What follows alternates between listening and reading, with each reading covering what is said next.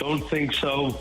And somebody close to the St. Louis Blues said unlikely. So that's either Doug Armstrong being wily as an old veteran GM with both those guys and keeping, again, cards close to the vest, or it's not going to happen. But that's the time of year that we're at right now.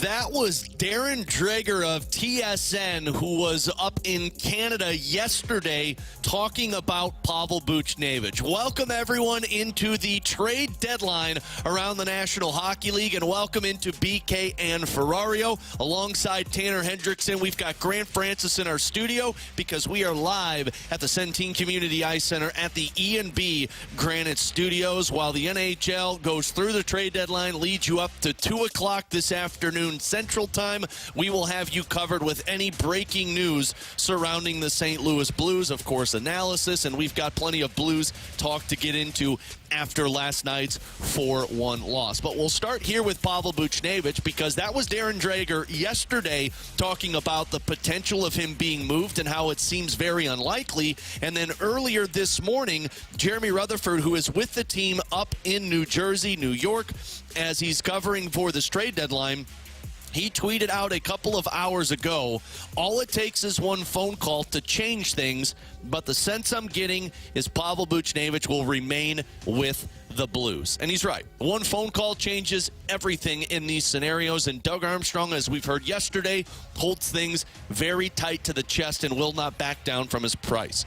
But T-Bone, after seeing what the Carolina Hurricanes had to give up for Jake Guentzel, after seeing what Jake Guentzel got the Pittsburgh Penguins, it would make 110% sense to me that Pavel Buchnevich does not get traded. Because right now, what Doug Armstrong is asking for, at least what the reports are, teams aren't going to pay that. And for those that might have missed it, Jake Guentzel was that other big fish that was going to come off of the board. It happened last night. He, along with defenseman Ty Smith, were traded from the Pittsburgh Penguins to the Carolina Hurricanes for Michael Bunting, a 29-year-old forward who played in Toronto under Kyle Dubas. He's got 2 more years at around $4.15 million a year attached to him.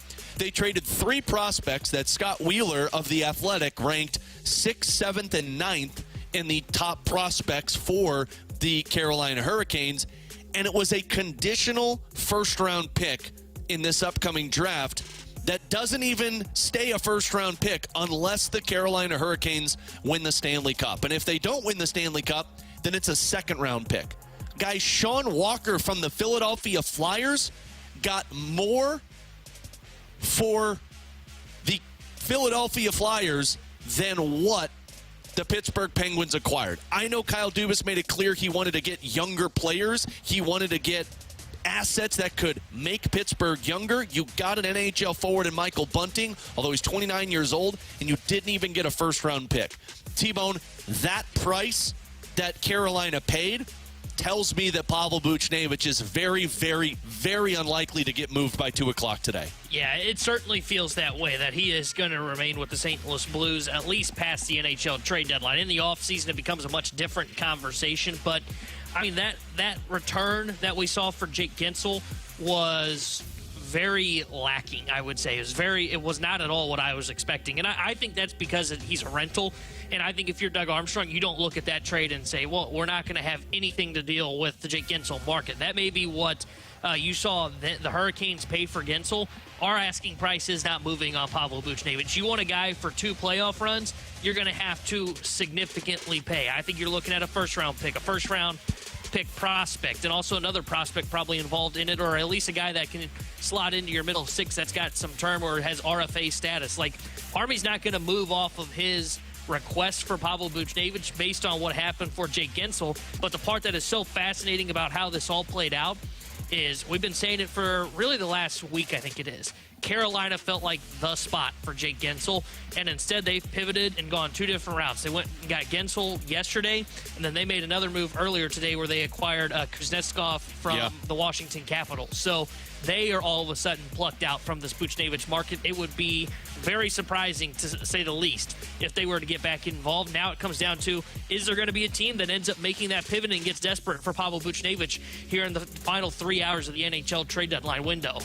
It doesn't feel like there's a match right now. And look, again, anything can happen at the NHL trade deadline. I mean, we've seen some big trades go down the last couple of days. We've seen already a couple that have happened earlier this afternoon, including the Florida Panthers making an acquisition. The Boston Bruins just acquired Pat Maroon, which is just a weird thing to say out loud. But the little pieces go down now, and as the time clicks closer to 2 o'clock, more teams jump into it. But when I saw this trade, and look, the original piece that got leaked yesterday when the trade happened was Michael Bunting was going the other way. So even right there, the potential trade proposals that we were talking about over the last week or so was Martin Necas.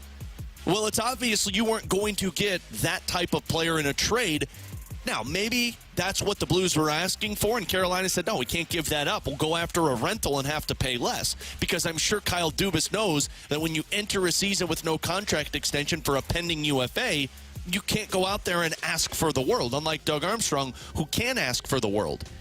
But, guys, looking at all the trades that have taken place, there have been 0 top prospects traded away from teams. There have been a total, if I'm not mistaken, of 2 first-round draft picks that have been traded.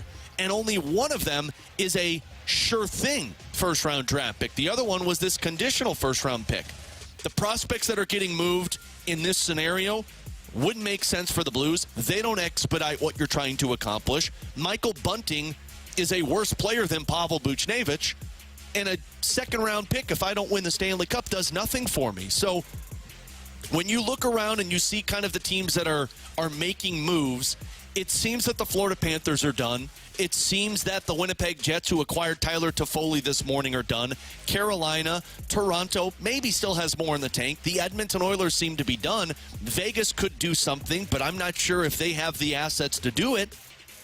You're starting to really dwindle with the teams that could match the Blues. Like, I think Boston is still a team that could make sense. I think the Vancouver Canucks would still be a team looking for another top winger. I think the New York Rangers are looking for a top winger.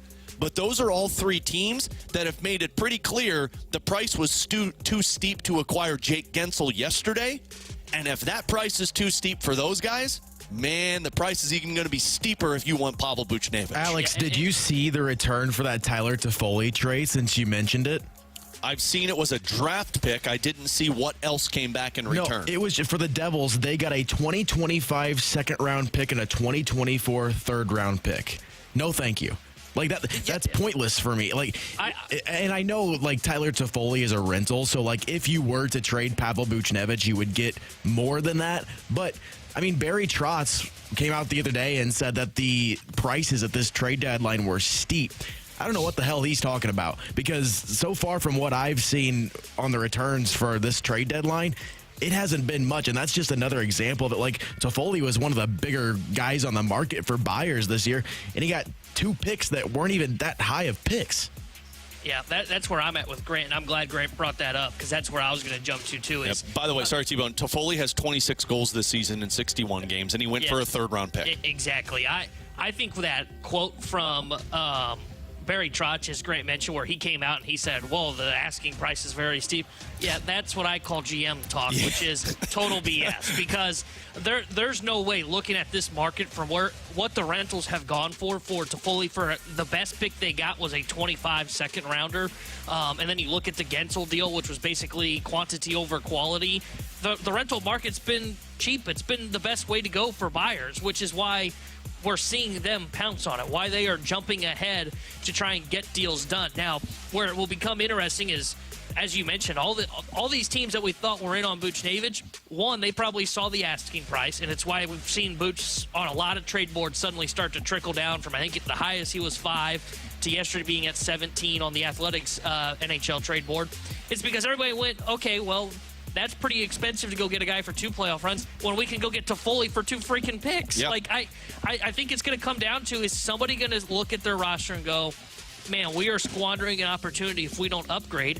And I think the team right now that I would circle is the Rangers, because they are watching the East get that much better ahead of them, around them, to where it is, okay, once you start to get closer, and as we know, things may not be happening right now in terms of the bigger names that are on the trade boards for everybody, but as you start to feel the the deadline coming, and as that clock starts to tick down to 0, that's when teams maybe start to show a little bit of desperation. If a Buchnevich trade happens today, and I still don't think it will, but if it does, I think you're looking at a trade that trickles out around like 150, or even after the deadline where it gets into the league office before 2, and then we don't hear about it till after. Yeah, well, and those are typically the big moves. And from the 618, guys, we haven't seen as many trades so far. The prices might actually be steep. No, we've seen the trades. All of the guys that are on the trade boards have been traded. Noah Hannafin, Tyler Toffoli. You're talking about Vladimir Tarasenko. Jake Guentzel was the big fish behind Pavel Buchnevich. Pavel Buchnevich, and hasn't been traded, or has been traded. The only guys that haven't been traded are Frank Vetrano, who's got control left, Pavel Buchnevich, who has control left, and a Jacob Markstrom, where you just don't see goaltenders getting moved that often. So we have seen trades. The problem is the steep prices that are being asked aren't being met, and teams have to take a step back and say, you know what, we'll lower the price a little bit so we can make this trade. But you know why they're doing that? Because all of these guys are UFAs that don't have contract extensions. And somebody else texted in and said, guys, you're acting as if it's a bad thing the Blues haven't traded Pavel Buchnevich. This is a good thing. I like him. You can like him all you want. And it's not a bad thing that you're not trading Pavel Buchnevich, because if you trade him for what's been sent away or for what teams need, we would be on the airwaves right now talking about what a disaster of a trade that was, and talking about this team being in a massive rebuild. Because 0 trades that have been made today, I look at and say, yeah, I would have traded Pavel Buchnevich for that. So there are matches still. There are a lot of things that take place. Again, like if you look at the teams that have gone all in, the Florida Panthers, to me, have said, we are all in it for a Stanley Cup this season. Carolina, getting both Guentzel and Kuznetsov, have said, we're all in. So if I'm an Eastern Conference team, if I'm the Boston Bruins, if I'm the New York Rangers, even if I'm the Toronto Maple Leafs, I look at this and say, I probably need to make some type of move if I'm going to compete with these teams. The Western Conference, I don't really think teams have made significant upgrades. I think Winnipeg just put themselves above a lot of teams. Colorado did that a few days ago. Edmonton looks good. LA seems to be selling off. Nashville's not going to be doing much. Vegas has already got their 2 guys. So we're talking about the Vancouver Canucks. So those are the teams that, if you're looking at it today and you say, well, we'll see if a match gets made. As it stands right now, I highly doubt a trade gets made with the Blues for Pavel Buchnevich. Maybe there's other pieces that get traded away, but the asking price is not going to match what Doug Armstrong is wanting for this team. Yeah, and I think we're not trying to act like it's a bad thing that Buch is still a St. Louis Blue. It just is telling us that, hey, look, Army's not moving away from his price. You know, I would be shocked that if Buchnevich got traded today, we look at the return and go, that's disappointing. And the reason I say that is because I don't think he gets moved if Army has any kind of sense of doubt. There is no urgency for Doug Armstrong to trade Pavel Buchnevich. Jake Guentzel had to be dealt by the Pittsburgh Penguins. Absolutely. They had to pull a trigger on that kind of a trade. Same with Toffoli. If the Devils really felt like they were out of it, they had to move on. They clearly have signaled they don't believe they're really a playoff team. They had to sell high and get some kind of assets for a guy that's a pending unrestricted free agent. For the Blues, it's just holding your price and saying, okay, is someone going to get desperate enough to meet it? And if they don't, you just hold on to Buchnevich, and then you figure out what the plan is with him in the offseason. Because I don't view trading Buchnevich as necessarily a bad thing that signals anything for the St. Louis Blues. I think it could potentially be the kind of trade that could potentially spark them kind of igniting the retool, you know, trying to get more assets to try and go forward and try and push faster out of this retool compared to where I think a lot of people think it signals that it's more than that. Yeah, we're going to get into that in the 12 o'clock hour because Jeremy Rutherford had a piece up on The Athletic. He joined me last night on our pregame show talking about that. Look, if the Blues do trade Pavel Buchnevich, that is a sign it's going into a rebuild. So we'll discuss that. We'll keep you updated of any trades that take place around the National Hockey League. But coming up next, if they don't make a trade of Pavel Buchnevich today, after watching the game last night, and really in the last 7 to 10 games for the Blues, one thing that I have come to the conclusion on, this team needs a major roster shakeup. I'll explain that and why it might need to be the top line coming up next on BK and Ferrario here on 101 ESPN.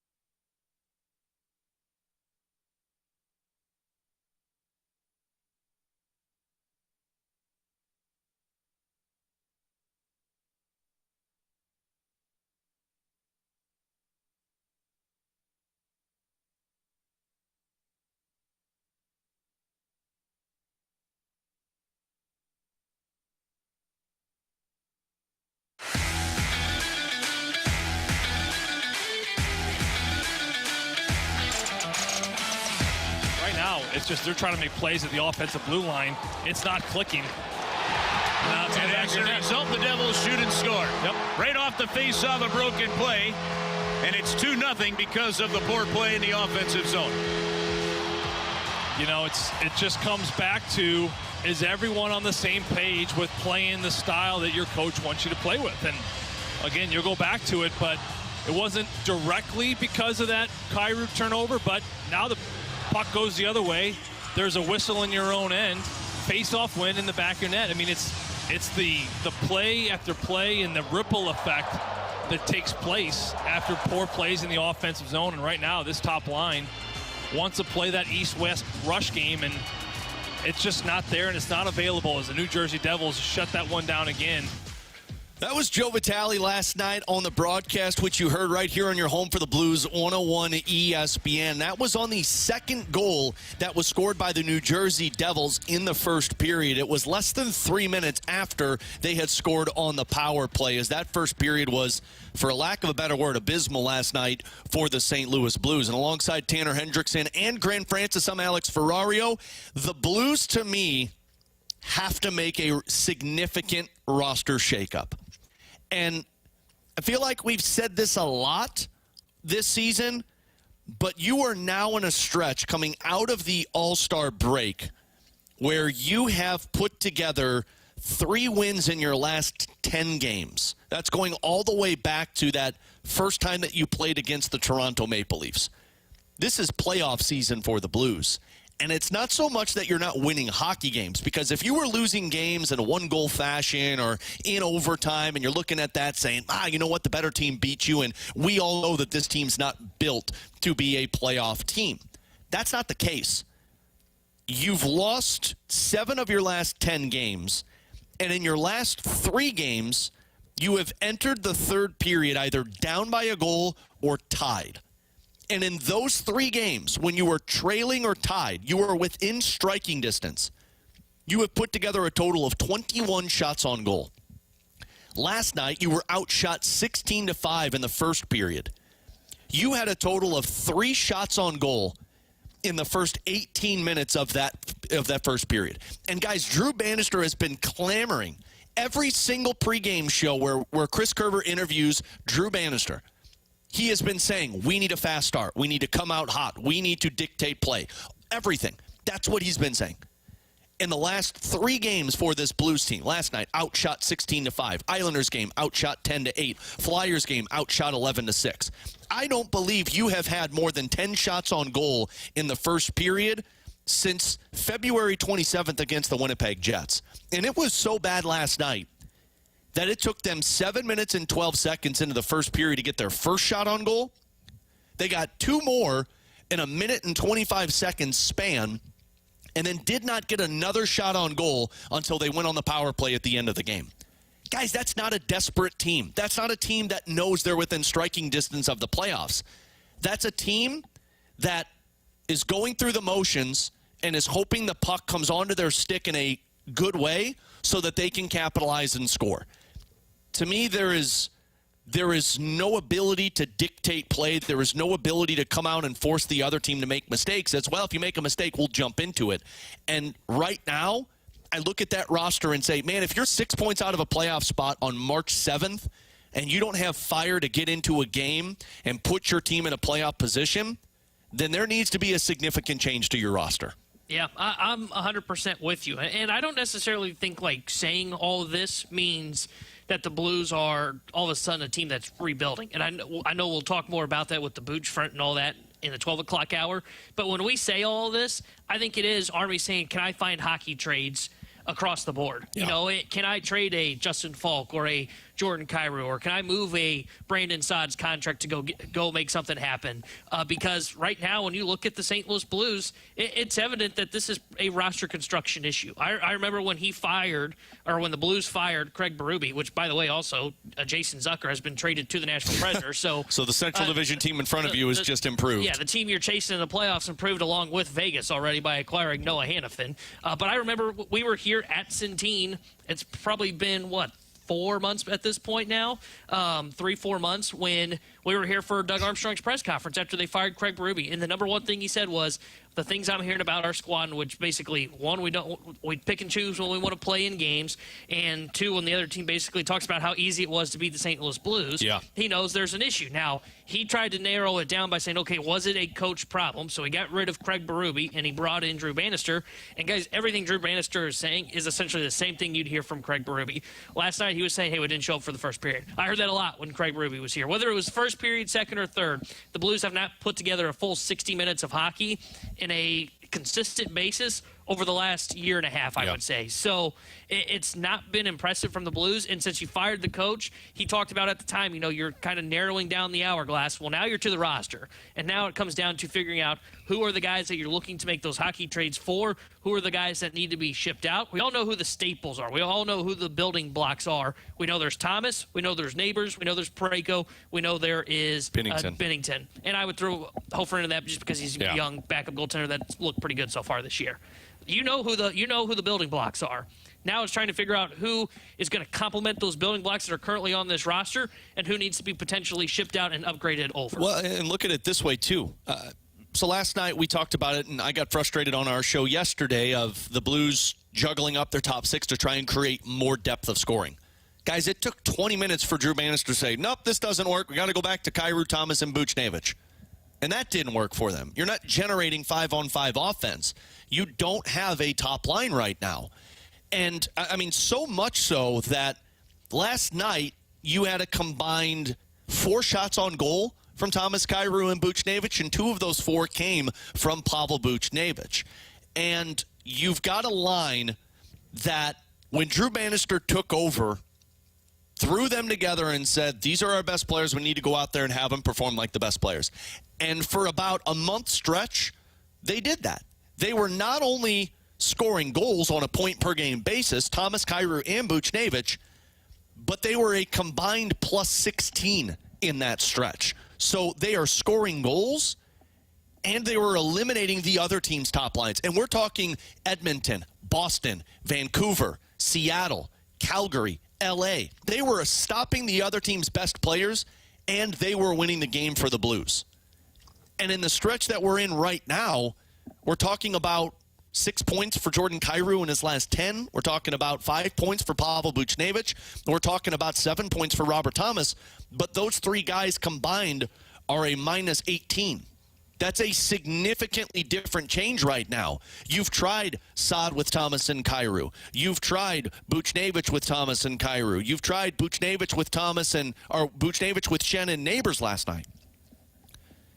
Whether it's drastic changes in figuring out what you got to do to make this team more of a puck possession team. And I actually want to play this audio. Grant, do you have this audio of Drew Bannister teed up for us? This was Bannister after the game last night when he was asked about what's gone wrong for the Blues team over this stretch. If we're willing to play the way we did at times in the second and the third, having time off or having to play the next night shouldn't matter. If we just have to come with a mindset that we're just going to be a harder team to play against, and that's if we're going to have success, we just got to be harder to play against. He's telling you exactly what needs to happen. What's Jamie always say? He's giving you the answers to the book. Right now, I don't know if Pavel Buchnevich is going to get traded. I don't know what the offseason is going to look like.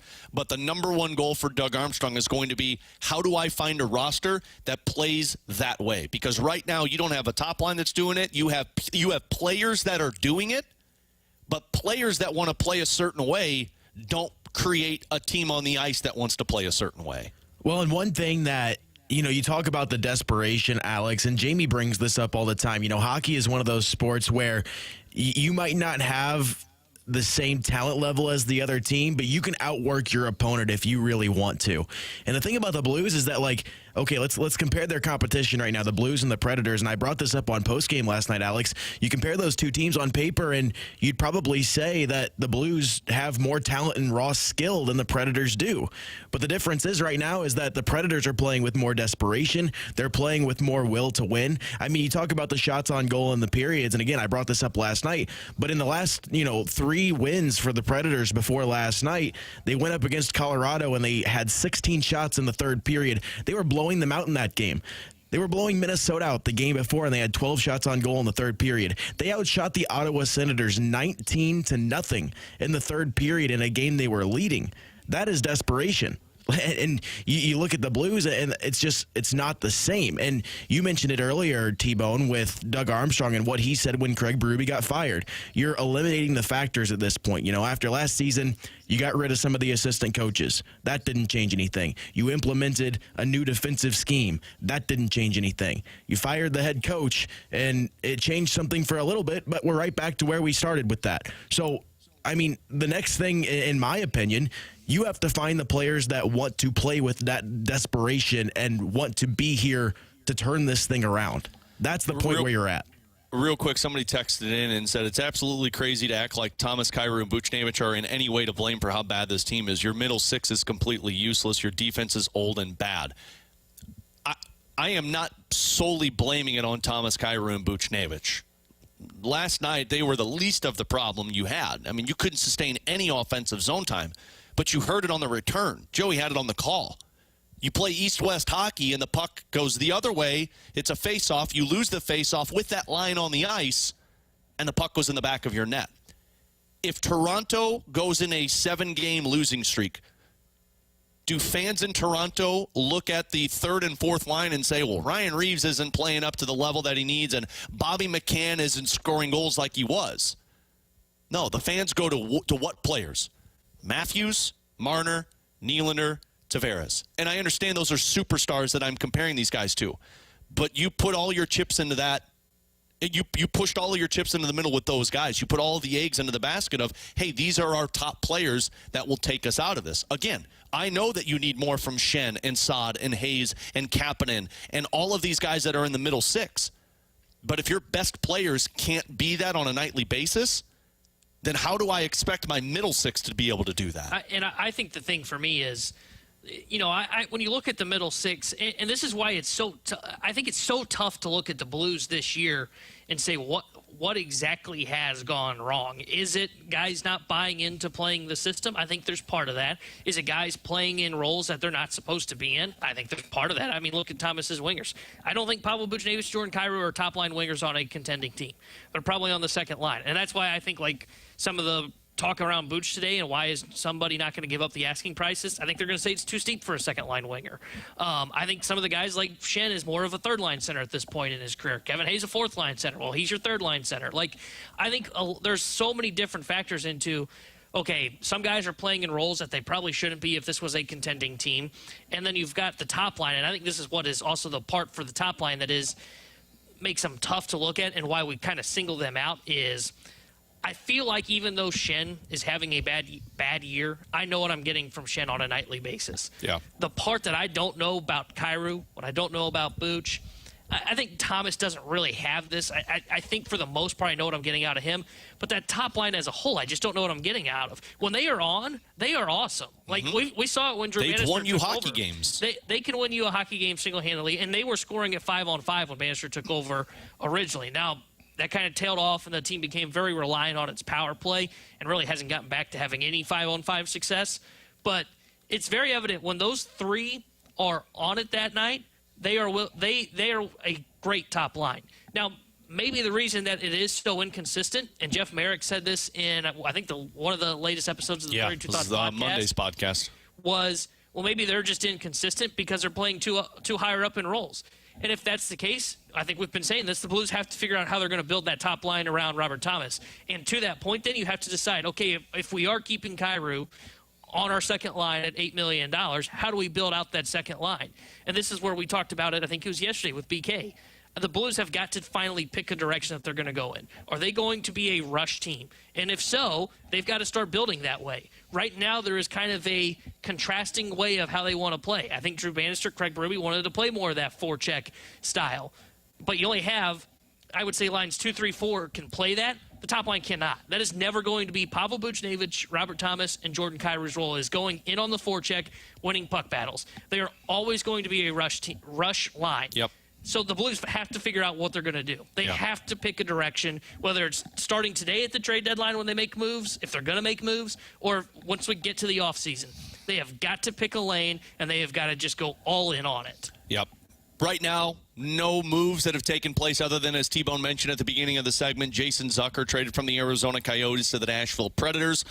So no other moves have taken place. We're about 3.5 hours away from the NHL trade deadline. He's Tanner Hendrickson, Grant Francis. I'm Alex Ferrario. Coming up in about 30 minutes, we'll get to Ask Us Anything. So if you've got questions surrounding the Blues, the trade deadline, or anything else, you send it over to us, 314-399-9646. We'll answer those at the bottom of the hour. But coming up next, number 15 on our 20 most important Cardinal players. Saw him in action yesterday.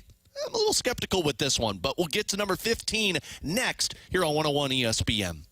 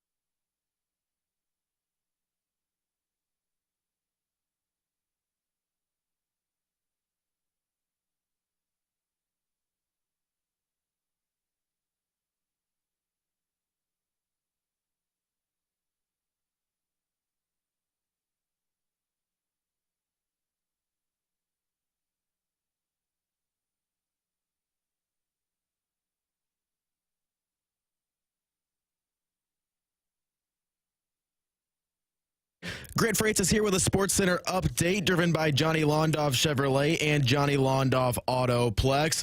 The NHL trade deadline is today. The Blues haven't made any significant trades so far. They did send their AHL goaltenders, one of them Malcolm Subban, to Columbus in return for future considerations. That's the only move the Blues have made thus far. They lost 4-1 last night in New Jersey. They'll be back in action against the Rangers on Saturday. Pregame will be at 5:30 and puck drop at 6:30 here on your home for the Blues, 101 ESPN. Some other big trades around the NHL trade deadline. So far, Jake Guentzel last night was sent to Carolina. He is now a Hurricane, and Tyler Toffoli is now a Winnipeg Jet, and the Nashville Predators adding as well. They added Jason Zucker earlier today. I'm Grant Francis. The Sports Center update's been driven by Johnny Londoff. Find new roads and shop 24/7 at londoff.com and londoffautoplex.com. Are you kidding me?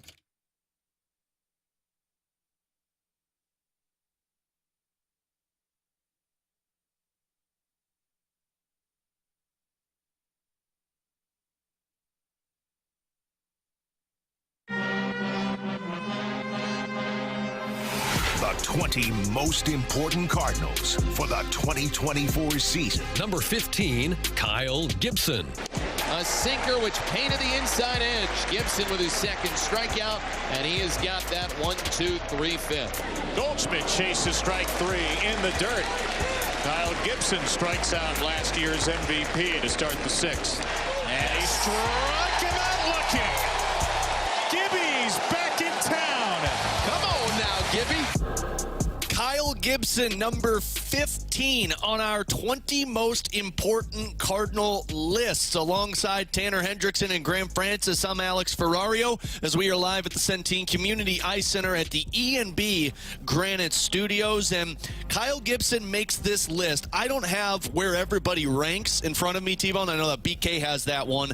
But I know that Kyle Gibson was lower on my list than I probably would have believed others would have him, because obviously in your rotation, I don't know where you had him, but Kyle Gibson coming into the season originally viewed as the 4 or the 5 starter for the Cardinals, but as this spring training has gone along, we've talked about him probably being your third best pitcher because of the injury to Sonny Gray and with the uncertainty of Steven Matz.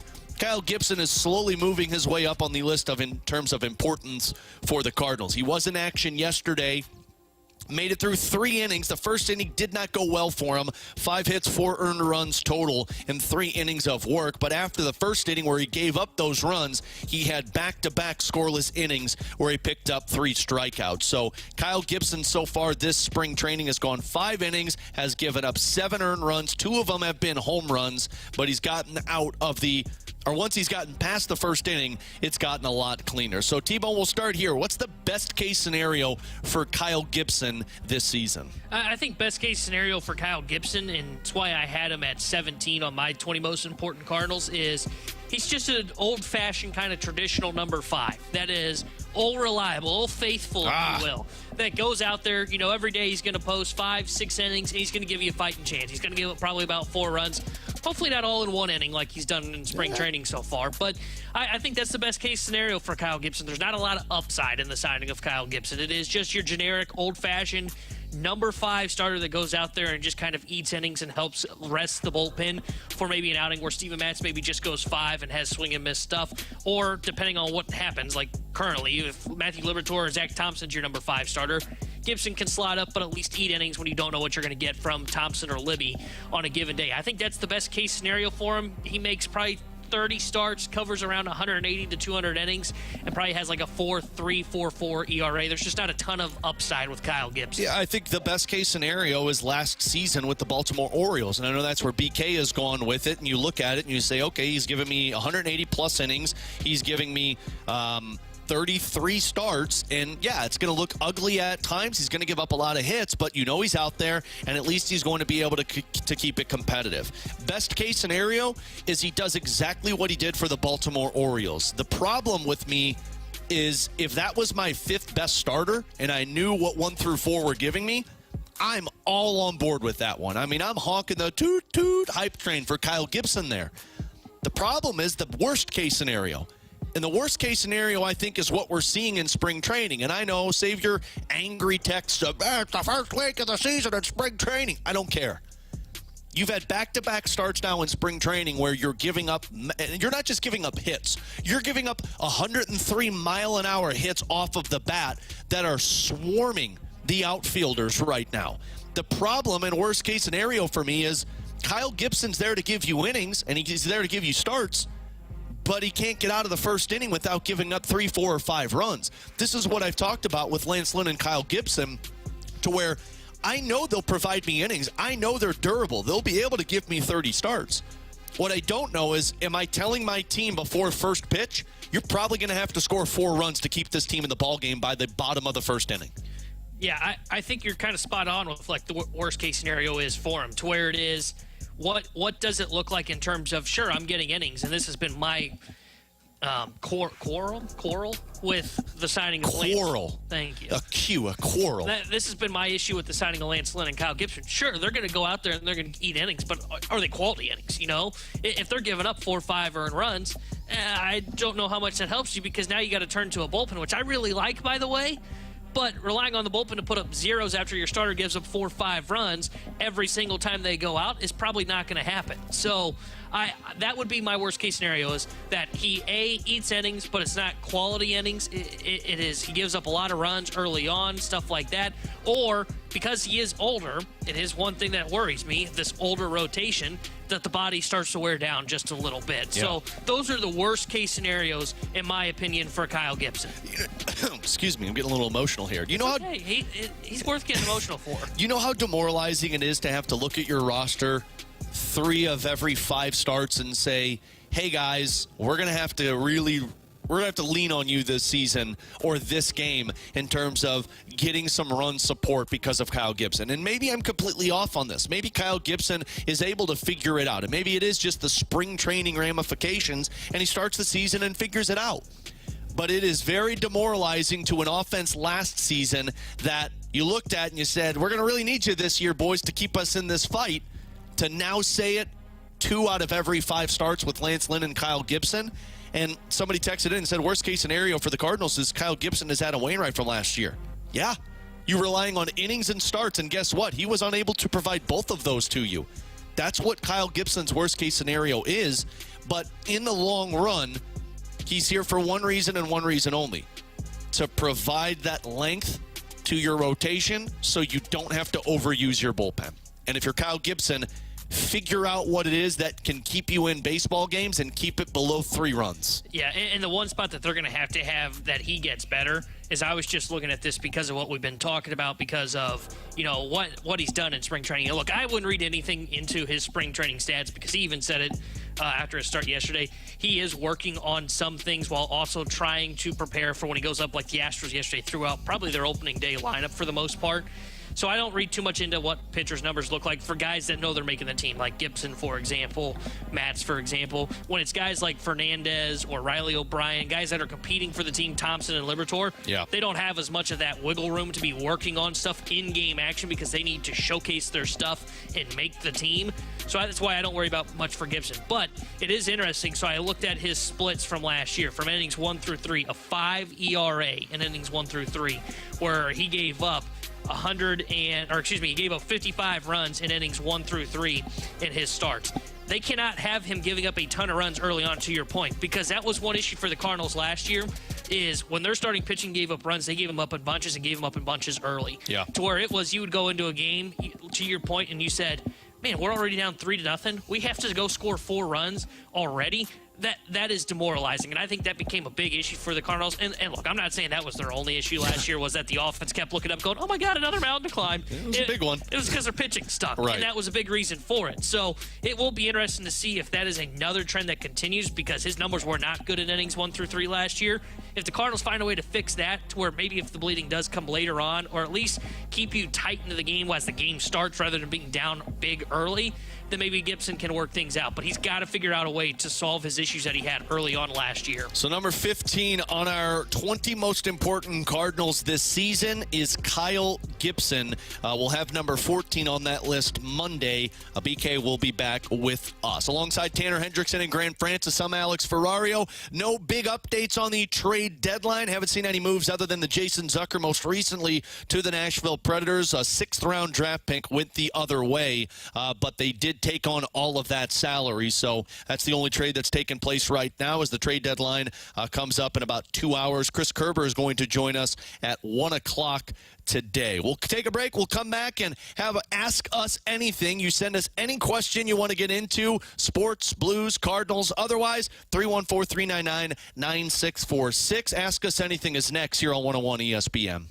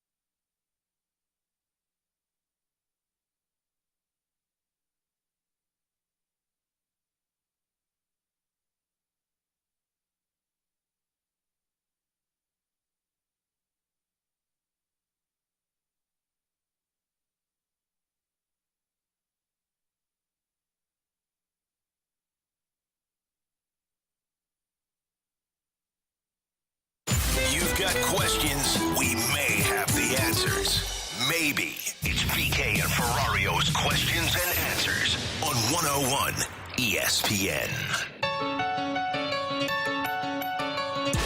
314-399-9646. That is our Air Comfort Service text line. We're live up on our YouTube page, presented by the Air Alliance team. It's at 101 ESPN STL. The graveyard is live and running. I'm sure they've insulted us a couple of times by now, T-Bone, but that's how it goes, you know? Part of the job. That's why they're called the graveyard. Ooh, I like that. Graveyard. All right, from the 314, how hot is Armstrong's seat right now?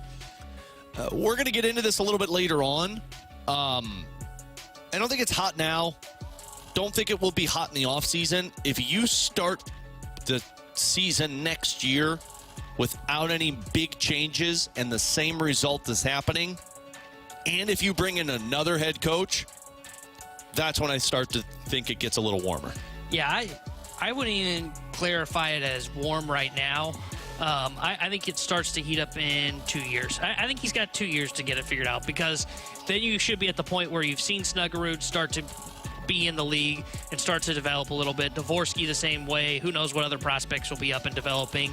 You've had a chance to potentially either trade trade Pavel Buchnevich or re-sign him, one or the other. Either way you want to view it, however it may happen.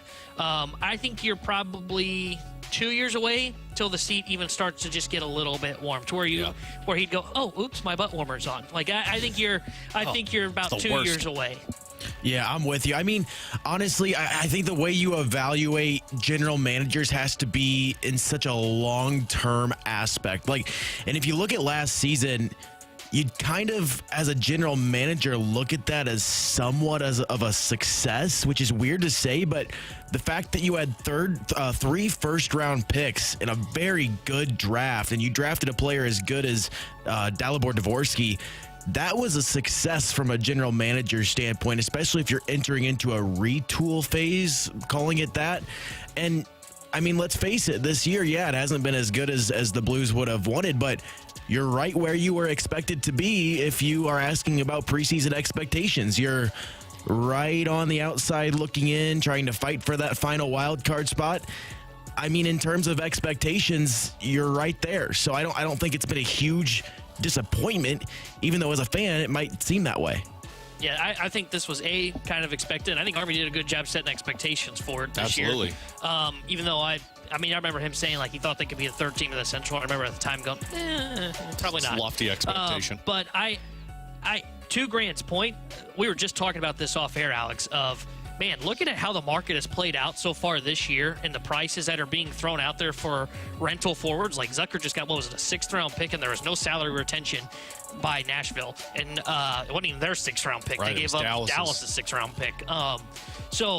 Which is going to be a worse draft pick than Arizona's. Exactly. And the fact of the matter that when you look at that Army was able to get 3 first-round picks at last year's deadline. Now, look, I think he had better caliber players that were going to be unrestricted free agents, but he still got 3 first-round picks. And not only you got Dvorsky, but you got Theo Lindstein late in the first round, who all of a sudden looks like a guy that you can kind of dream on a little bit. Yeah. And then the same for Otto Stenberg that was taken 25th overall.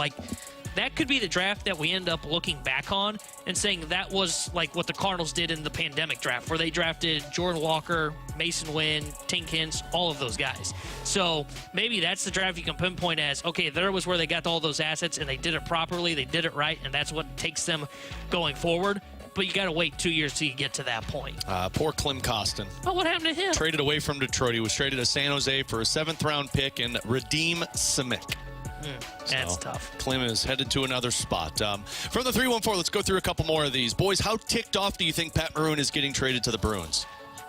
I think he's ticked off at all. Pumped. He's got a chance to get a 4th Stanley Cup. Are you kidding me? If I could put my name on a Stanley Cup for the 4th time, I'll take that. He skated past the Bruins bench and said, you guys are bleeped.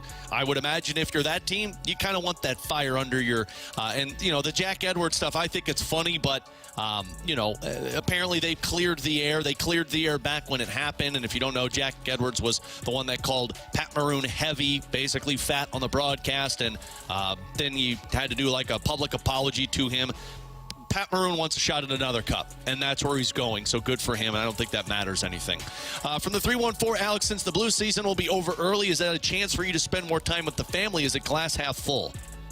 Yeah. I mean, look, I would much rather have playoff hockey and play until May or June because I haven't had it in 2 years, and, man, that was fun. I don't like talking about a top 10 pick. But there is at least some benefit to it, to where now with 2 little girls at home, I have a little bit more time to be at home with them. So, and I get to enjoy the warmer weather early. So it's kind of a glass half full, as they mentioned in this one. So this is the last one from the 636. Guys, does the Malcolm Subban trade mean anything to you about the other goalies in the system? So for those that might have missed it, Malcolm Subban was traded to the Columbus Blue Jackets AHL team, the Cleveland Monsters. Malcolm, of course, has just been with the Springfield Thunderbirds.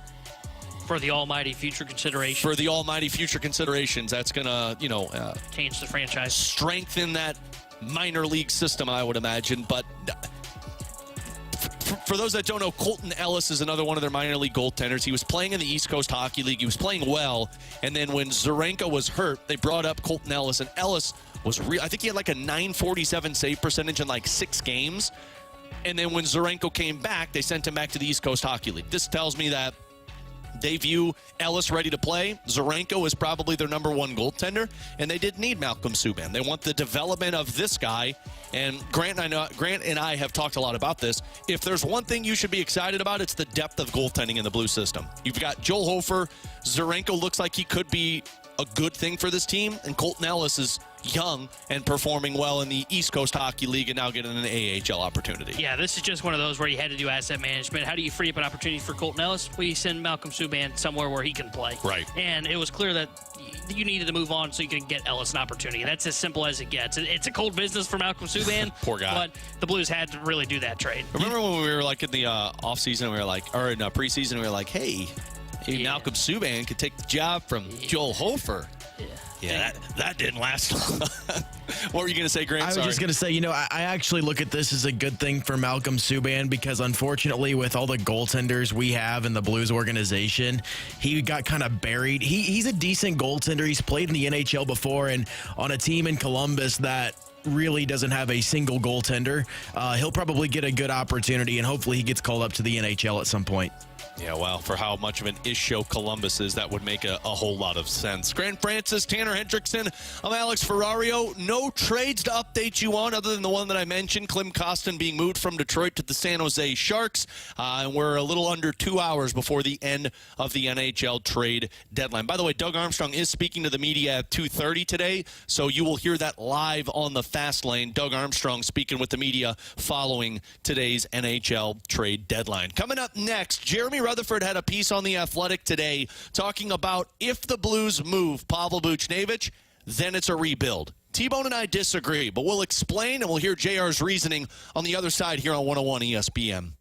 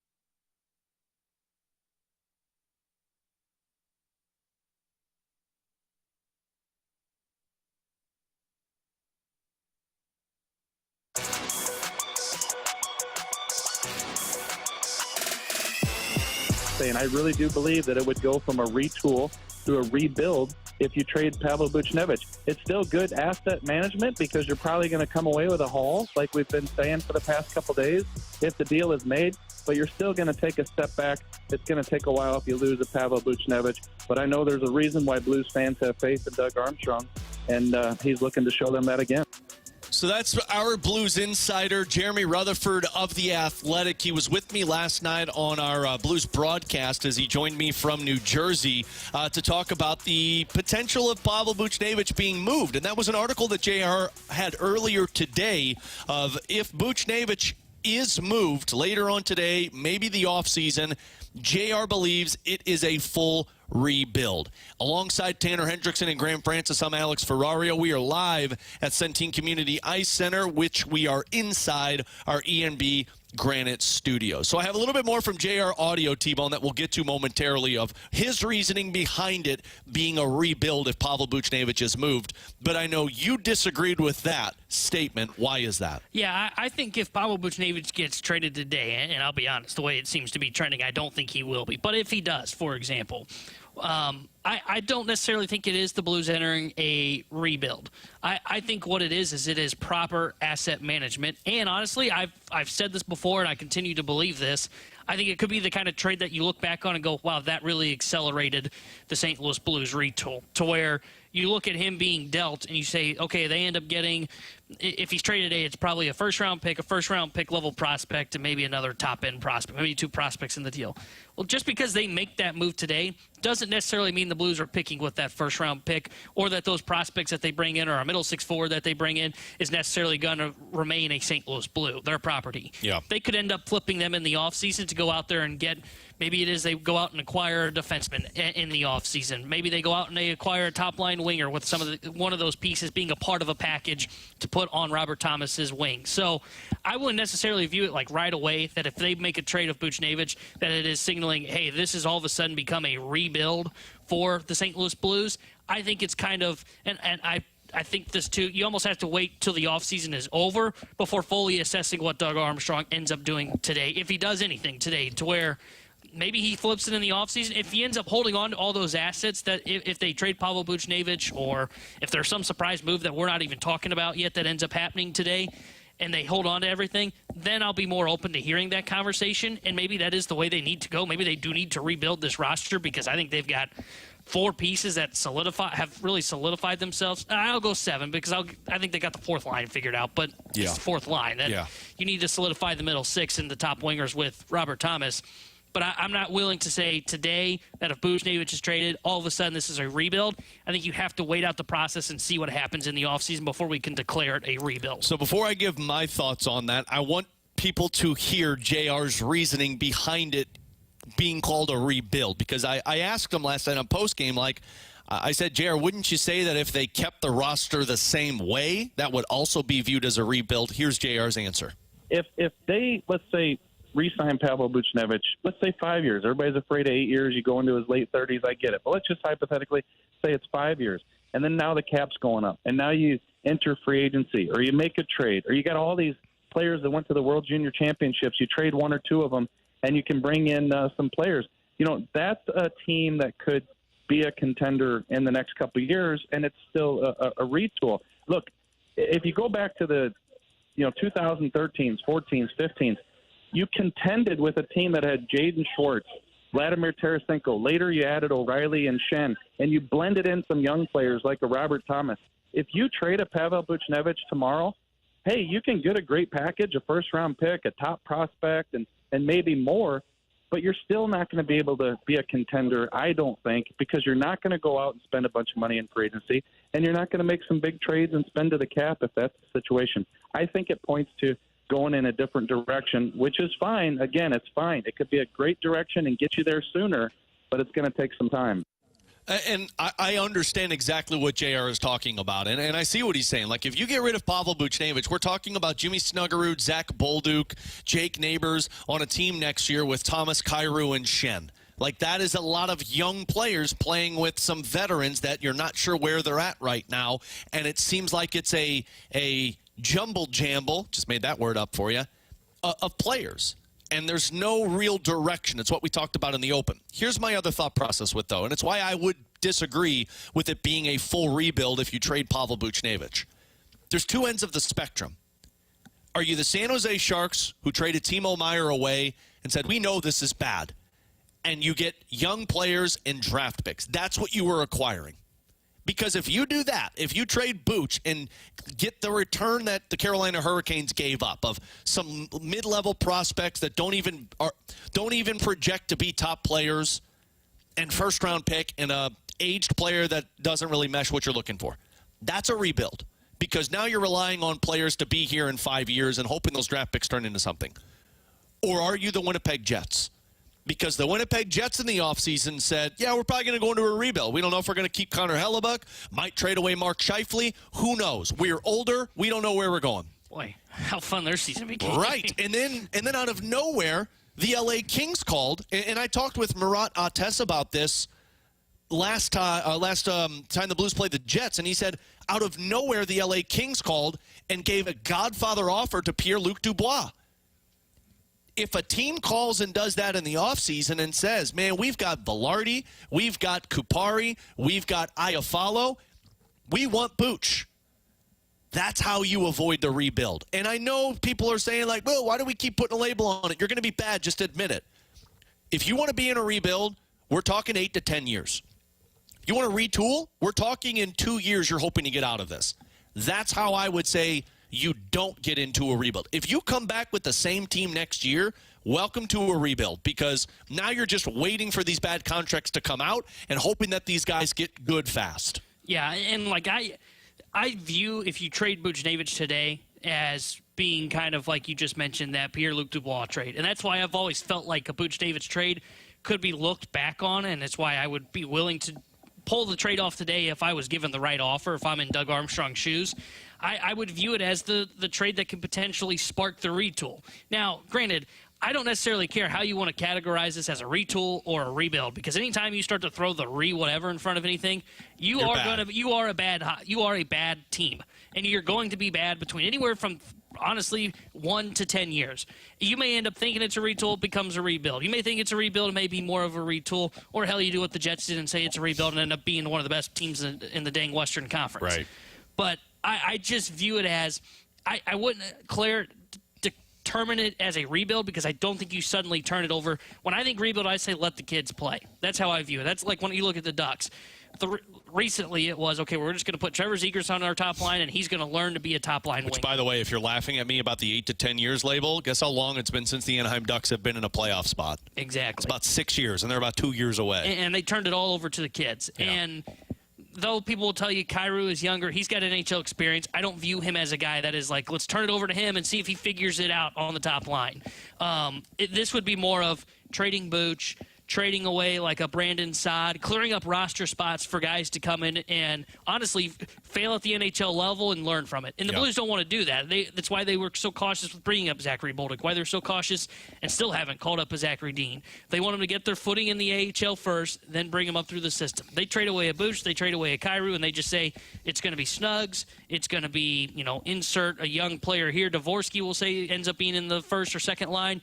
Then I would call it a rebuild. But I think trading Buch, getting assets, I wouldn't declare it a rebuild, just because I think in the offseason they could potentially flip that and just kind of help re-spark and kind of honestly what we talked about earlier, reshuffle this roster. I'm getting a lot of pushback from people on my 8 to 10 year label. People are saying, Alex, are you crazy? 8 to 10 years is not a rebuild. Guys, look around the National Hockey League. I think we can all agree the Arizona Coyotes have been in a rebuild. Am I right? Yeah. They've made the playoff once, and that was the pandemic season. That was the bubble. Prior to that, the last time they were in the playoffs? 2011, 2012. The Chicago Blackhawks, I think we can all agree, they're in the midst of a rebuild right now, correct? Yep. They made the playoffs in that bubble season. I got to scroll down. The Blackhawks have been around for a while. They made the playoffs in that bubble season. The last time they were in the playoffs was 2017, 2018. You think the Blackhawks are going to be a playoff team within the next 2 to 3 years? No, and they don't believe that either. Yeah. So then we're talking 1, 2, 3, 4, 5, 6. Let's say it's 3 more years. That's 9 seasons.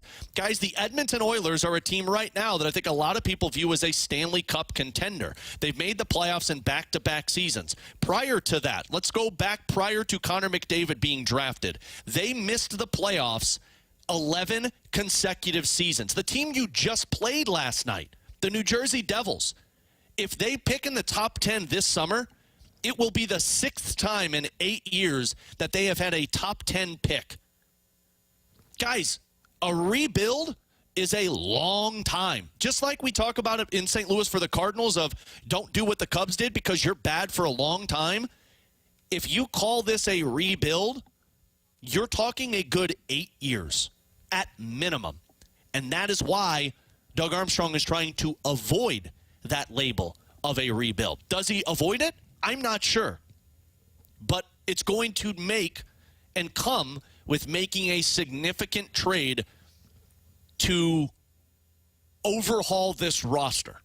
And if you can't pull that off, well, then you're talking about this being a little bit. If you have to wait for some of the bad contracts to get out from under them, if you're waiting to get out of contracts that have a lot of term on them, you're talking 3 more years. And you can be excited about Jimmy Snuggerud. You can be excited about Dvorsky and Stenberg. I am very excited about those players.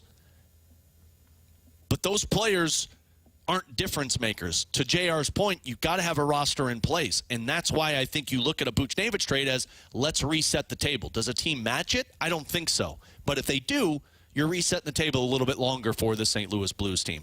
Tanner Hendrickson, Graham Francis, I'm Alex Ferrario. No updates for you around the NHL trade deadline, but when we come back, we're spending a lot of time talking about Pavel Buchnevich. Is there any other deals that could be made that Doug Armstrong could potentially jumpstart his offseason shopping? We'll discuss that next here on 101 ESPN.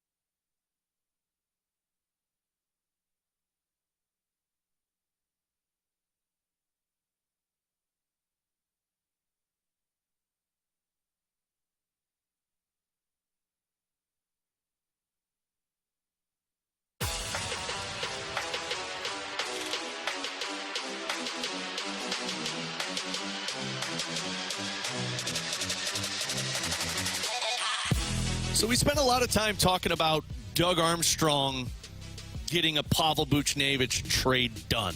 And obviously so, because he's one of the headliners that are available right now around the National Hockey League. And, I mean, as it stands right now, we have not heard anything on Pavel Buchnevich. Jeremy Rutherford tweeted out earlier today that from what he's understanding, it doesn't sound like he's going to get moved today. Obviously, one phone call changes a lot of things, and there's still an hour and a half left to go.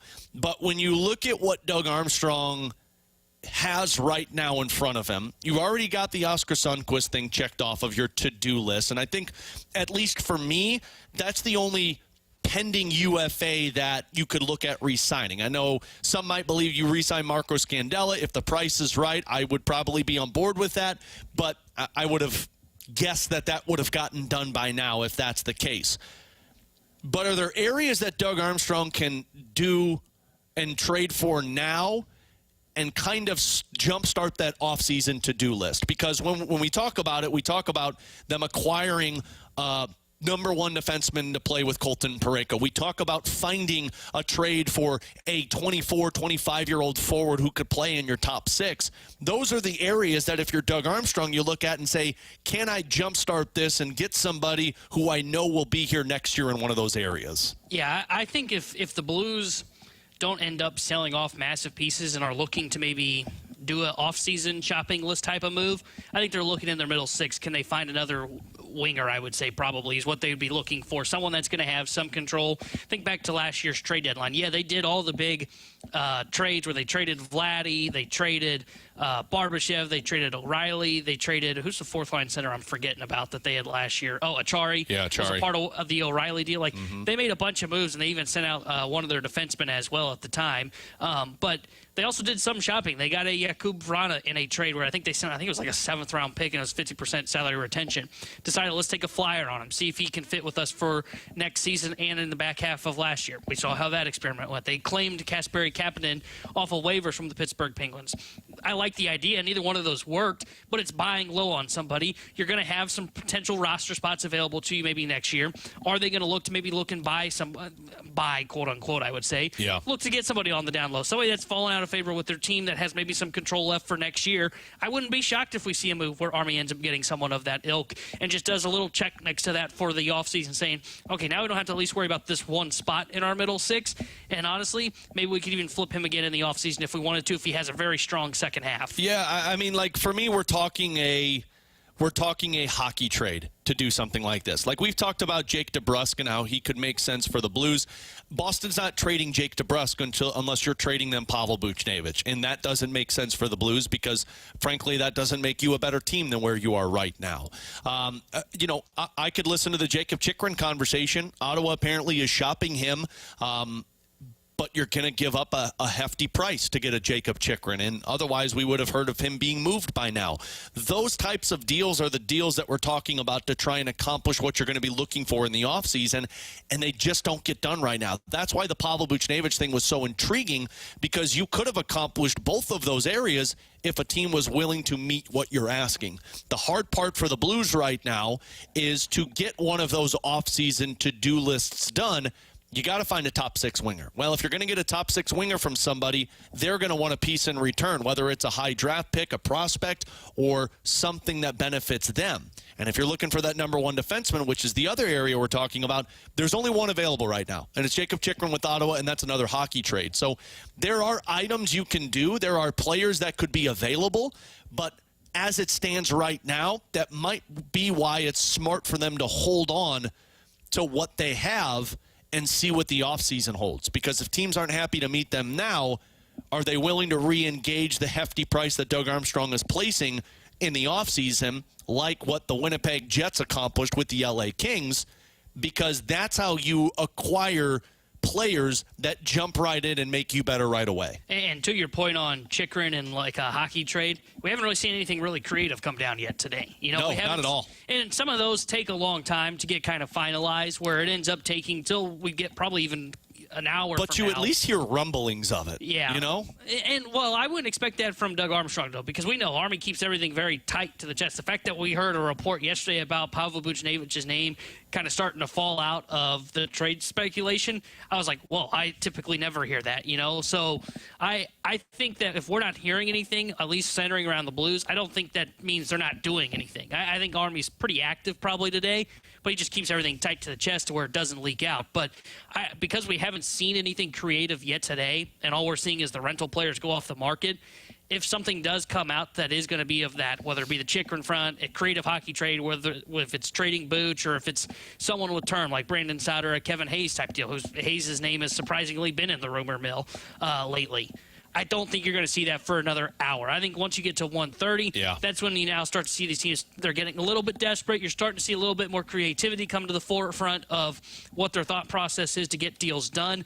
I think we're probably an hour away until we see some of those, but I'm just interested to know, is Doug Armstrong going to be able to pull one of those off and do some of that check mark off of the shopping list for the offseason? The other area of this that we haven't really gotten into is, and I know we're focused on the Pavel Buchnevich thing, but you're also focused on opening up or getting rid of one of those contracts with term. And if you look at where the Blues are at right now, they do have significant contracts that have term on them. And we're talking about, could you find a trade route and move somebody out? Pavel Buchnevich, Marco Scandella, none of those really matter. Scandella's money's off the board after the season. Kapanen, Verana, Blais, you're opening up all of that money. And it seems all doom and gloom right now for the Blues and what they could do or if they don't do anything. How different would you feel if by 2 o'clock today, Doug Armstrong pulled off a deal to get rid of a contract with term?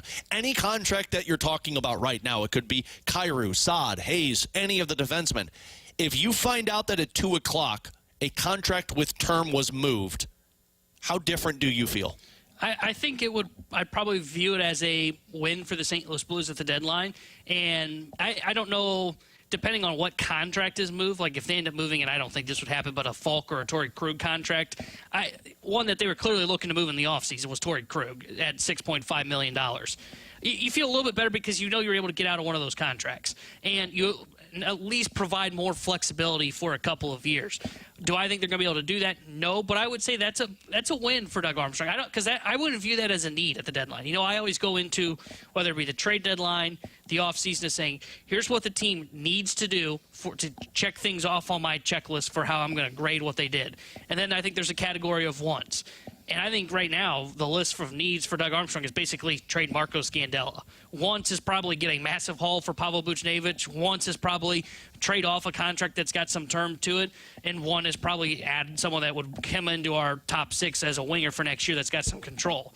So I would feel better about it, and I would say, that's probably a big win for Doug Armstrong today, but I don't necessarily view it as it's like he's got to do it today at the trade deadline, because then you're potentially talking about selling low on an asset rather than trying to at least get a decent deal in return. Yeah, you need to try to pull off something in the offseason with that. You need to try and do what the Philadelphia Flyers just did in terms of they tried to move out a contract and 2 contracts to acquire another contract and hope that the change of scenery works. You don't make those moves at the trade deadline. Somebody brought up an interesting conversation or an interesting topic saying for the Blues, if you try and speed up this retool, do the Blues look to do a buyout? That's such a tough one because, Minnesota is still paying the price for buying out both Suter and Parise. But they had pieces that they knew could step in and help them right away.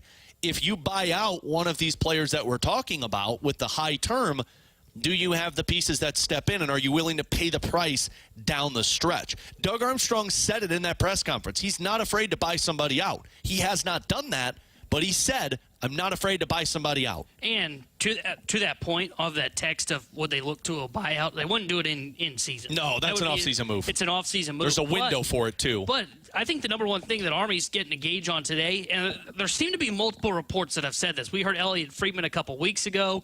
Emily Kaplan said this during intermission last night on ESPN because they were an ESPN televised game. That Doug Armstrong is calling around and just saying, hey, what do you want from my roster? I'm willing to talk anything on my roster. And I think what he is getting a sense of is who has a little bit of a market for potentially in the offseason that has some term left on their deal, whether it be a defenseman like a Falk or a Krug or a Nick Leddy, or a forward like a Brandon Saad, a Kevin Hayes. I'll throw Shen's name in there because he's got term on his contract. I think today, for the most part, outside of a Scandella trade maybe, and maybe a Pavel Buchnevich trade if somebody gives him the Godfather offer, is figuring out what everybody's market looks like in the offseason, and he can go from there. If it comes down to, man, there's not a market for player X, maybe we do have to buy out that contract. He's Tanner Hendrickson, Graham Francis. I'm Alex Ferrario. Elliot Friedman just tweeted out a possible move between the New Jersey Devils and the Montreal Canadiens. I'm a little confused by this one. We'll get to that, and we'll hit a little other NHL trade deadline roundup. We're not going to say yeehaw on this one because we're on remote. But we're gonna, on ice. Yeah, and we're on ice. This isn't that type of roundup. But we're going to get a little NHL trade deadline roundup coming up next here on BK and Ferrario on 101 ESPN.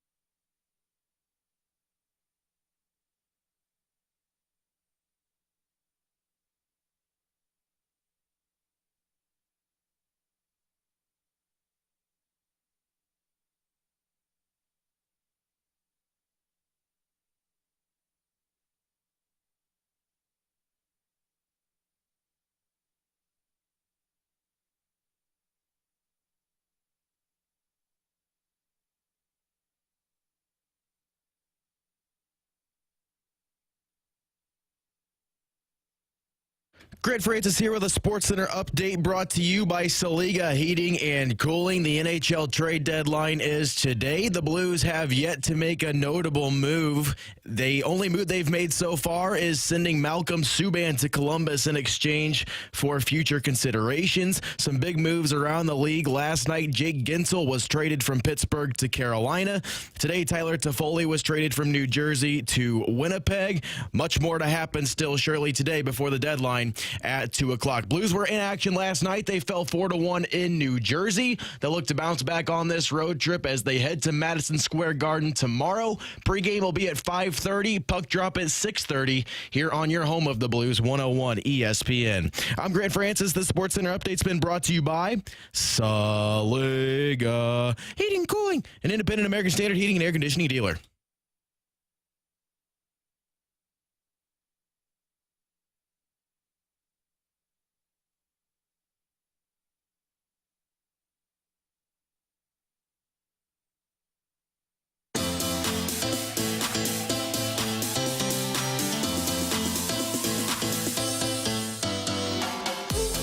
So with the NHL trade deadline around, the National Hockey League ending at 2 o'clock, we're going to do a little refreshed edition of an NHL trade deadline roundup. No, we're not doing our cowboy yeehaws. We're on remote at the Centene Community Ice Center inside our E&B Granite Studios, so it's not going to sound the best. But what Tanner, Grant, and I are going to do is get you updated on all the moves around the National Hockey League. And let's start with the one that sounds like it was just completed. Elliot Friedman, Chris Johnston, all reporting that Jake Allen is being traded to the New Jersey Devils for a third-round pick that can become a second-round pick, and Montreal is eating some of that remaining salary. I'm very confused by this because New Jersey's issue was goaltending. I mean, they went up against a goaltender Blues did last night. I thought he looked pretty good. Well, yeah, I mean, the guy had 87 saves. Listen to this. So Nico Dawes, who played last night for the New Jersey Devils that stopped 23 of 24 shots, these are his last 3 losses, T-Bone. 5 goals on 23 shots, 4 goals on 23 shots, 5 goals on 18 shots. And he stopped 23 of 24 last night against the Blues. That's tough. But it's very evident, a team that has given up the 3rd most goals since February 1st in the National Hockey League, they needed goaltending. I don't think Jake Allen is a difference maker. I think Jake Allen is better than what they have in any 3 of their goaltenders. But why trade for Jake Allen when you just traded away Tyler Toffoli? It makes no sense to me. It's like you're selling and buying at the same time. If you're going to bring in Jake Allen, why wouldn't you keep Tyler Toffoli if you felt like you were going to go on some type of a run? You had 26 goal scorers sitting on the bench last night. Yeah, I don't fully understand this move because I thought New Jersey was just waving the white flag. Yeah. But maybe they're saying, hey, if Allen can get hot, maybe we can go on a run even without Toffoli. I would be skeptical of that because they're missing their top defenseman as well. Yeah. So maybe that's what their thought process is. I view it as if you're going to be a seller, you sell your pieces, and you don't go out and give up a decent asset for a piece. Giving up a 3rd-round pick for Jake Allen, like it's that could be a 2nd-round pick. Yeah, that's a decent asset that they just gave up for Jake Allen. They went buy/sell. At least which, by the way, the Devils would be picking top 10 if the draft was today. Exactly, and at least like Army, because people will just say, well, did you just say that the Blues could buy in their last time? Yeah, but when he made a trade for like Vrana last year, it was for a 7th-round pick. Right. Like the odds of that pick becoming something aren't great. Honestly, a 2nd-round pick isn't either. But if it's top 10 in the 2nd round. Talking about a 40th overall pick or something like that. So that's a weird one to me. The Nashville Predators have been busy. It hasn't been anything earth-shattering. It seems like they're just going to keep the roster intact. But they did acquire Jason Zucker from Arizona for a 6th-round pick. And they also just acquired Wade Allison for Denis Gurianov, who member of the Ferrario 5, if you remember correctly. So they haven't traded away anything of value. They're still a team that could either make the playoffs or get bounced out of the playoffs and have a good pick. But I mean, Jason Zucker is a good addition for a Nashville Predators team that right now all they want workhorses. They want guys who are going to win puck battles, who are tough to play against, and that can score goals if you give them an opportunity to. And I think Nashville has done enough to separate themselves from everybody else behind them for holding on to that bottom wild card spot. Yeah, I'd agree with you there. I think they've separated themselves, and that's even before they made the Zucker trade. I thought they'd separated themselves from the St. Louis Blues. In fact, they've leapfrogged the Vegas Golden Knights now in the standings. I like this move by Nashville. You're right, and I love what Barry Trotz is doing. He said it was questionable what they were going to do. Saros' name has been in the rumor mill. I'm surprised they're not trading him. I'm not, just because it's so hard to trade goalies in season. I mean, unless you're a rental, like Jake Allen's technically not a rental. He's got another year on his contract. But I look at it and I say, okay, you know what? Barry Trotz is at least investing in his roster. That roster, though we didn't think it was going to be very good coming into the year, proved to the front office, hey, just give us a little something. You don't have to go out and spend a first-round pick, but would you bring in Zucker for a 6th? That would really help the morale in here, and that's what they're doing. They're investing in that roster. I think if I would have been fascinated, and it's disappointing that the Blues aren't in a playoff spot. I would have been fascinated to know what Army would have done if they were in the Predator spot. Yeah. How crazy would it be if Vegas missed the playoffs? I mean, wild. They've lost 4 in a row. They lost last night. They've won 2 games in their last 10. And after acquiring Noah Hannafin and Anthony Mantha, and I still believe they're going to get Riley Smith from the Pittsburgh Penguins. Again, Calgary, Seattle, St. Louis, Minnesota, I don't think any of those teams are going to catch up with these guys and get to the playoffs, but man, that would be so weird. A couple of others. So the big one that happened today was the Winnipeg Jets coming out of nowhere and acquiring Tyler Toffoli from the Devils. They gave up next year's second-round pick and this year's third-round pick. This is a sneaky good move by the Winnipeg Jets, and frankly, right now, teams that I would be scared of in the Western Conference, Edmonton, Winnipeg, and Colorado, because Tyler Toffoli added to that group where, who was it that they just acquired?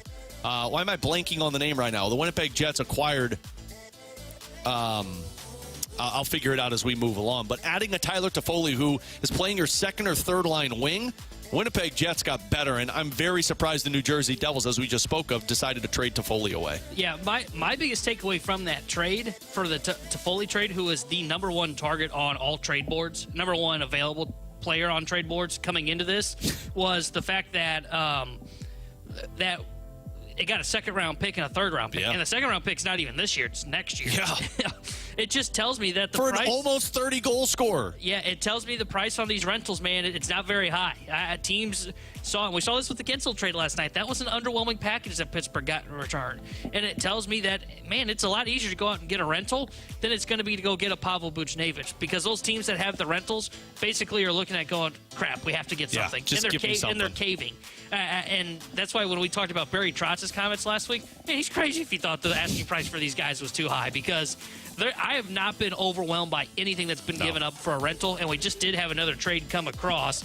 Does not involve the St. Louis Blues. According to Elliot Friedman, he is hearing a former St. Louis Blue, and Eric Johnson, is being traded to the Philadelphia Flyers. Wow. Another interesting deal by Philadelphia. That is weird. I mean, you had to move Sean Walker because you weren't going to be able to re-sign him. They re-signed Nick Seeler. Man, if I'm Eric Johnson, I wanted a shot at a Stanley Cup. And I don't know if that's the shot where I'm going to get a Stanley Cup. We were just talking about this. Philadelphia is probably going to be out of the playoffs. The Islanders have won 5 in a row. They're 4 points out of it. The Lightning and Red Wings are both sitting in wild card spots. That's a weird move by Philly, but I mean, Eric Johnson is a good depth piece to have for the St. Louis Blue, or for the Philadelphia Flyers. Speaking of depth moves, 2 others that we'll talk about before we get to the junk drawer on the other side. The Boston Bruins, we talked about, acquired Pat Maroon from the Minnesota Wild, and the Florida Panthers acquired Kyle Okposo from the Buffalo Sabres. That was Buffalo's captain for a 7th-round pick and a prospect that plays defense. That was another really good move. Right now, Florida is the team that I think is the scariest in the Eastern Conference, because they've added some depth pieces that make them a good team in their 3rd and 4th line. Tarasenko's going to be your 3rd-line winger. You've got Kyle Okposo playing on your 4th line. You know your defense is good. Florida is built for a Stanley Cup run this season in the Eastern Conference. Who's the team, real quick, in your opinion, that's improved the most so far today with about an hour to go? I would say Carolina. That acquisition of Jake Guentzel and Evgeny Kuznetsov, and they got Frederik Andersen back last night. They're going to be a team that, under Rod Brindamore, knows how to play the right way. They were kicked out of the playoffs last year because they lost by 1 goal in all 4 games.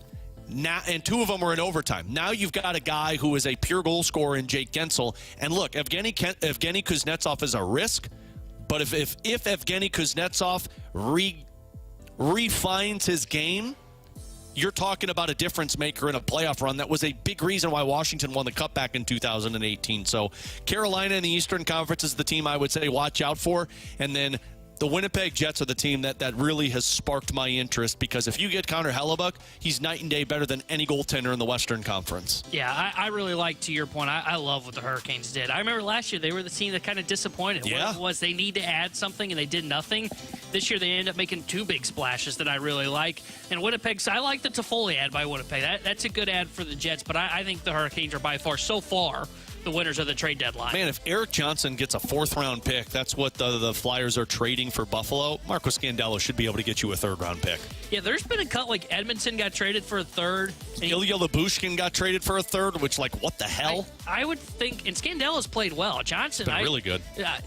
Our not friend of the show, Dom, was not very kind to Eric Johnson in his latest write-up in 16 Stats, saying basically, quote, you should not trade for Eric Johnson if you're a contender. So Checks if he's out. getting that kind of draft return, and you're looking at what Joel Edmonds, who's like a 7th defenseman at this point in his career, got, I would think the Blues could get a 3rd-round pick, I would think, for Marco Scandella. Yeah, so that's at least what's going on around the National Hockey League in the trade deadline.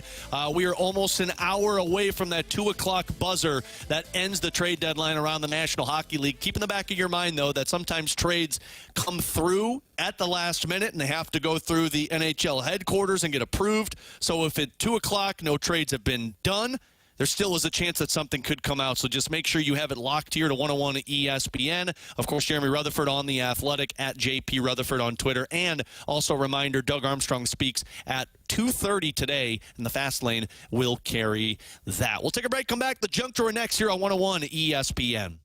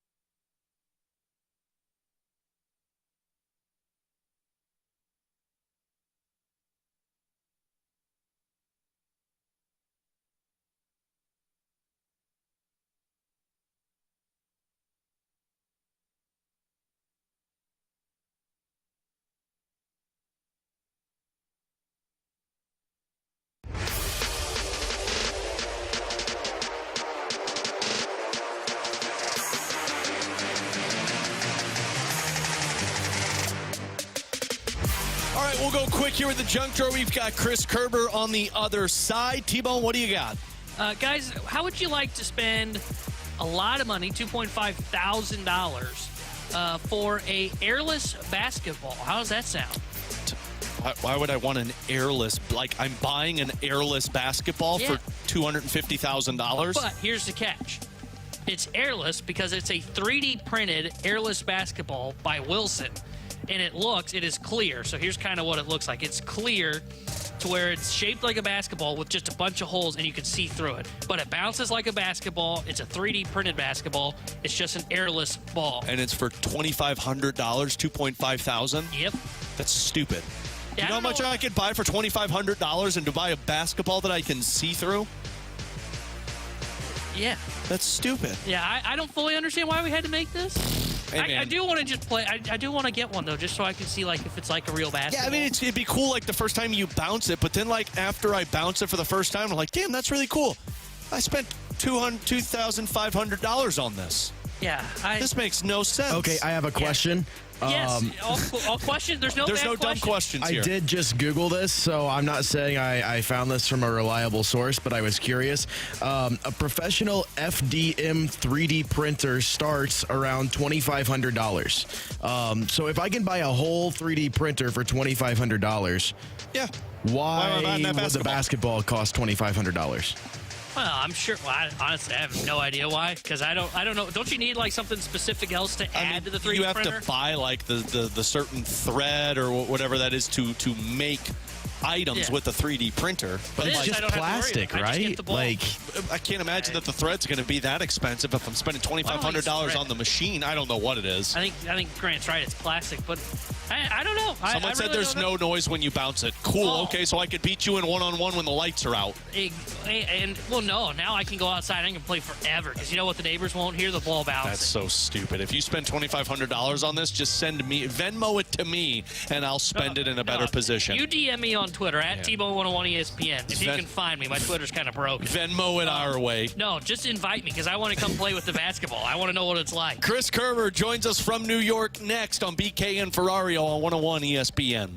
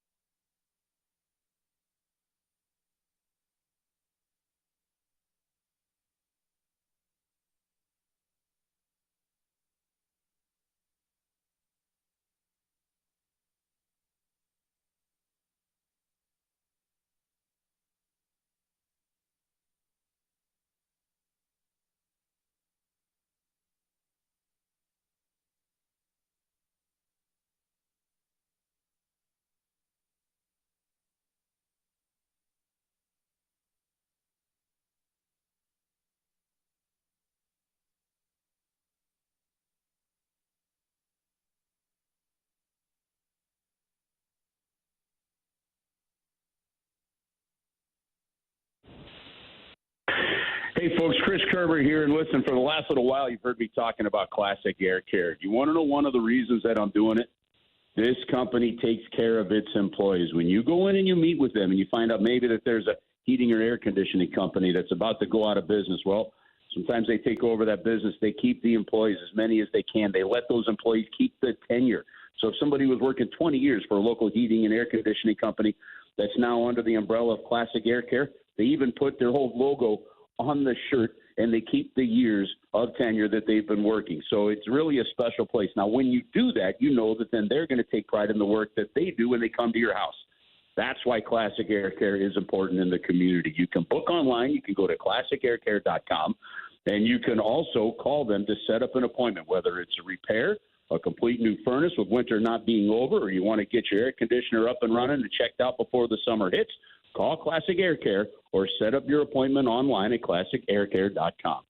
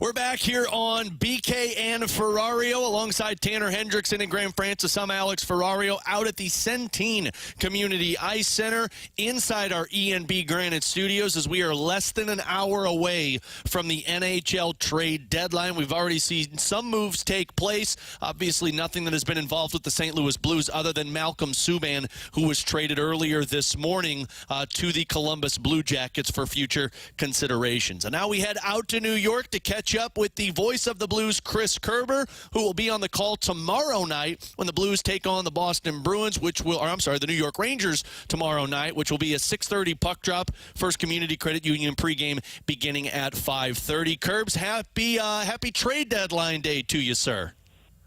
One more hour and then we're free. Yeah, I'm sure the players have to be feeling that right now, Kerbs. But when you woke up this morning, what was your gut feel with the St. Louis Blues and the trade deadline? Alex, it's been the same as it's been when we've talked about it on all the shows for the last month. It's been the same when we talked about it on the post-game shows and the pregame shows. You just look at where the St. Louis Blues are at, and I don't know that there's a lot to be done. Now, it doesn't mean that here in the final final hour, that something doesn't come together on something. But if you look really at what teams are looking for, like you just see Eric Johnson going to the Toronto Maple Leafs, right? If you look at the return and stuff, you've got to look at those things and you say, okay, you've got some young players that are playing meaningful games down the stretch, 6 points out of a playoff spot.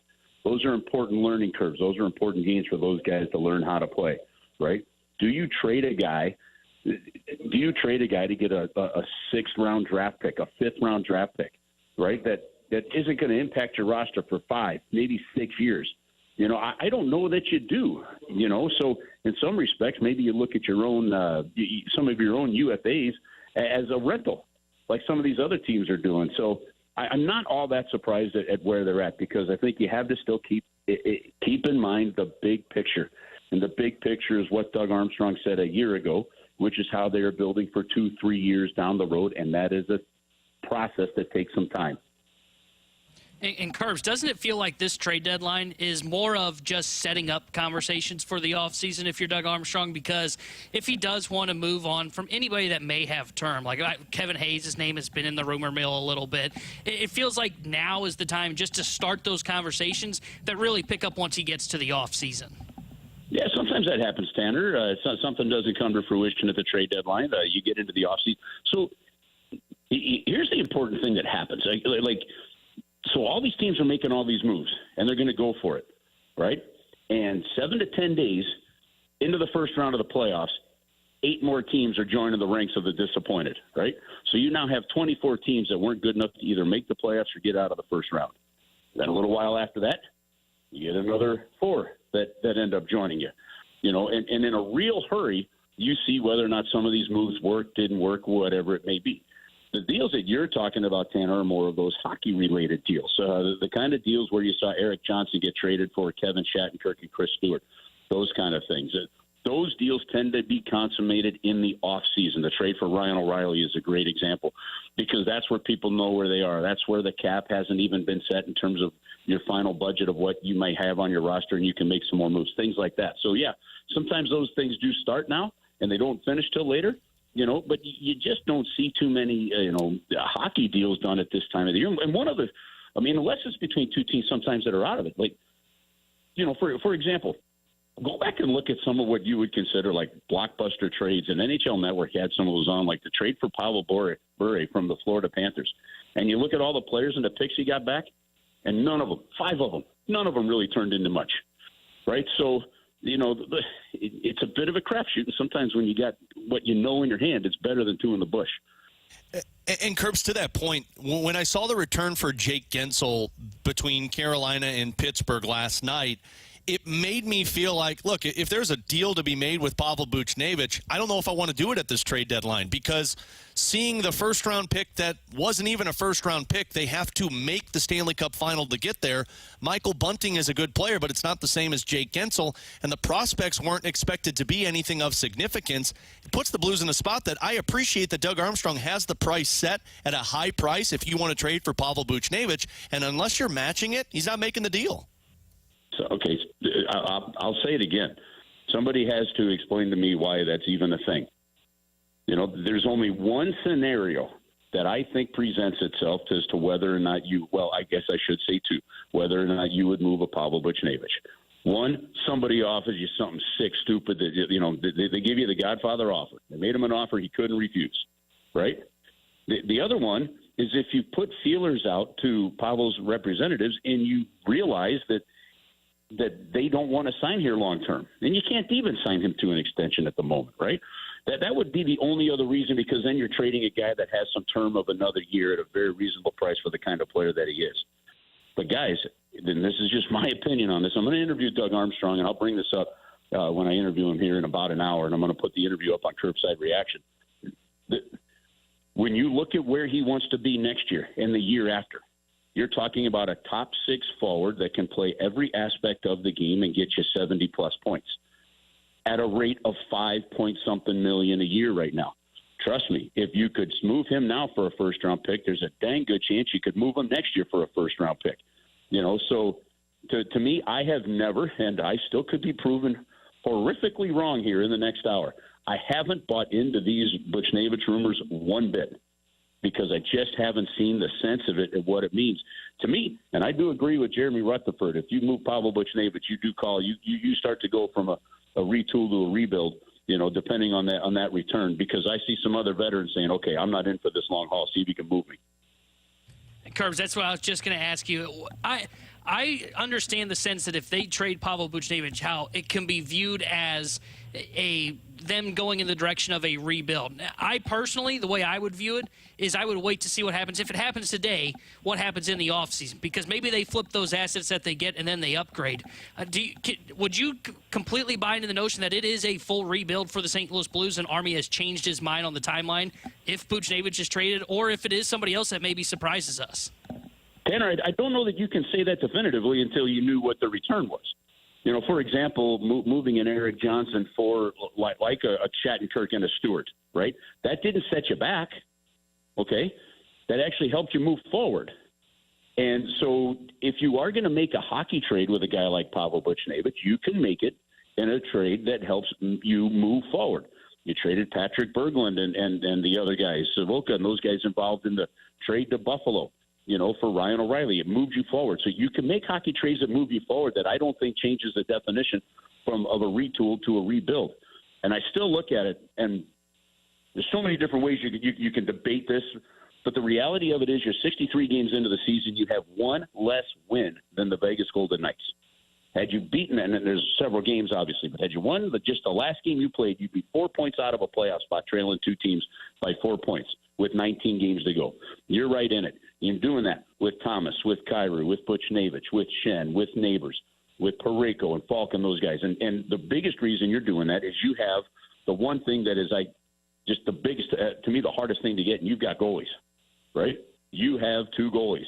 To me, the move that signals that it's a rebuild, not a retool, is if you move the goalies, okay?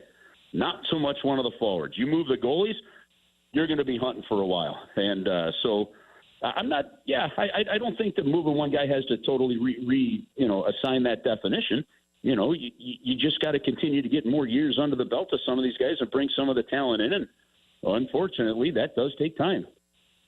Final question for Voice of the Blues, Chris Kerber, who was kind enough to join us on trade deadline day out in New York with the team. As he mentioned, Doug Armstrong is going to speak with the media at 2:30. He's going to speak exclusively with Chris Kerber later on today, and you'll get that on the newest episode of the Curbside podcast.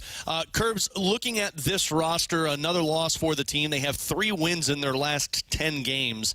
Big picture here for the Blues.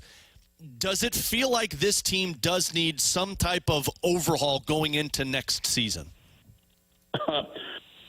Well, that's a hell of a question. Overhaul. Yeah, it needs something. What is it? It needs attitude. It needs commitment. I think it needs more heart. The roster, without a shred of doubt in my mind, needs more toughness. And that's both physical and mental toughness. I think Doug Armstrong has the challenge. He's going to have to clean up the defensive grouping. It's now, back-to-back straight years where, this grouping of 6 really hasn't gotten the job done, hasn't been very good, hasn't been very consistent. So I think that's an area that you have to look at. What happens? Does Snuggerud turn pro? What could he be like? What happens with Dvorsky? Whether you get some sense that he might be a year away yet. However that all turns out, the reality of it is, for me, is when you get into the offseason, yes, there does need to be some changes that are going to happen, but that's simply because you're showing throughout the regular season that you're just not quite good enough. So overhaul, I don't know that you can when you look at some of these contracts, but definitely some moves that open up opportunities. That's going to happen. Now, look, that may be through a buyout. It may be through a trade. It may be through waivers.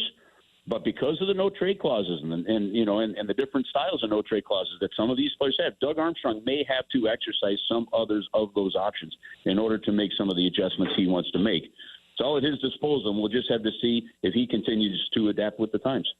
It's wild these conversations we're having, and like Kerbs mentioned, you're sitting 7-8 points out of a playoff spot still with 1 win behind the Vegas Golden Knights, but you got less than an hour to go at the trade deadline, and then you've got 19 games to go in the regular season as the Blues still do have a shot at a playoff spot. And Kerbs, once again, you're going to have an exclusive interview with Doug Armstrong later on tonight, correct, on Curbside? Yeah. Yep, going to sit down with him. I don't know, what time is it now? 2:15 your time. 5 minutes or probably about 45 minutes, and we'll get it up there for everybody to listen to. Of course, it's all over the Blues. We'll have interviews and comments on the Blues social media as well, but I'll have an exclusive one-on-one on Curbside. Awesome. Kerbs, appreciate the time, my man. Enjoy New York, and we'll talk to you tomorrow when they take on the Rangers. All right, fellas. Cheers. Talk to you tomorrow. There you go. Voice of the Blues, Chris Kerber, with us here on BK and Ferrario. So I think he's absolutely correct. And look, 2 sides can differ on their opinions, and Kerbs does believe it's a rebuild if you trade Pavel Buchnevich. I know both T-Bone and I kind of look at more as like, let's see what it looks like on the other side. It really comes down to what that return looks like. If you're talking a Jake Guentzel return, yeah, we're talking rebuild. Yeah, and I will say this. I do love what he said about the goalies because that and Parayko fall into the same category for me. Exactly, because the reason I followed up and asked him about that the rebuild, because he had kind of mentioned it, was I was curious his full reasoning behind it, and I think he's spot on. I don't know if one player fully dictates if this is a rebuild. I think it comes down to, do you start selling like multiple forwards? If they go into the offseason and they trade Buch, Kyrou, Saad, and I don't know, they traded a defenseman away. Okay, maybe we're talking about a rebuild. Because now you're putting all these young players in a position that have to have success. But I loved what he said about, with the goalies that they have, not necessarily if they trade Buchnevich would it completely be a rebuild. It just depends on the return. If they were to trade a goalie, I would 100% agree with them. If they ended up trading like a Jordan Binnington, I would be totally with the same side as Kerbs was, which is that's probably a rebuild for the St. Louis Blues. Speaking of goaltenders getting moved, how about this from Kevin Weeks? He said this on ESPN a little bit ago. The Bruins reportedly had a trade in place sending Linus Ullmark out of town, but the deal was blocked by Ullmark's 16-team no-trade list. Man, honestly, that would have been a big return if you're the Boston Bruins. You could have probably flipped Ullmark for a top 9 forward and still been in good shape because you have Jeremy Swayman, who is their best goaltender. But welcome to like we talk about the no-trade clauses in St. Louis. No-trade clauses are everywhere in the National Hockey League, and it just was blocked by another goaltender. So we'll keep you updated on the trade deadline as we're about 40 minutes away from Somebody do something. I know, seriously. Getting impatient. Someone poke Doug Armstrong and see what's going on right now. But there's still 40 minutes to go. But we're going to flip gears a little bit because we got an update on two injured Cardinals players. Heads up, it's not good. We'll get that next on 101 ESPN.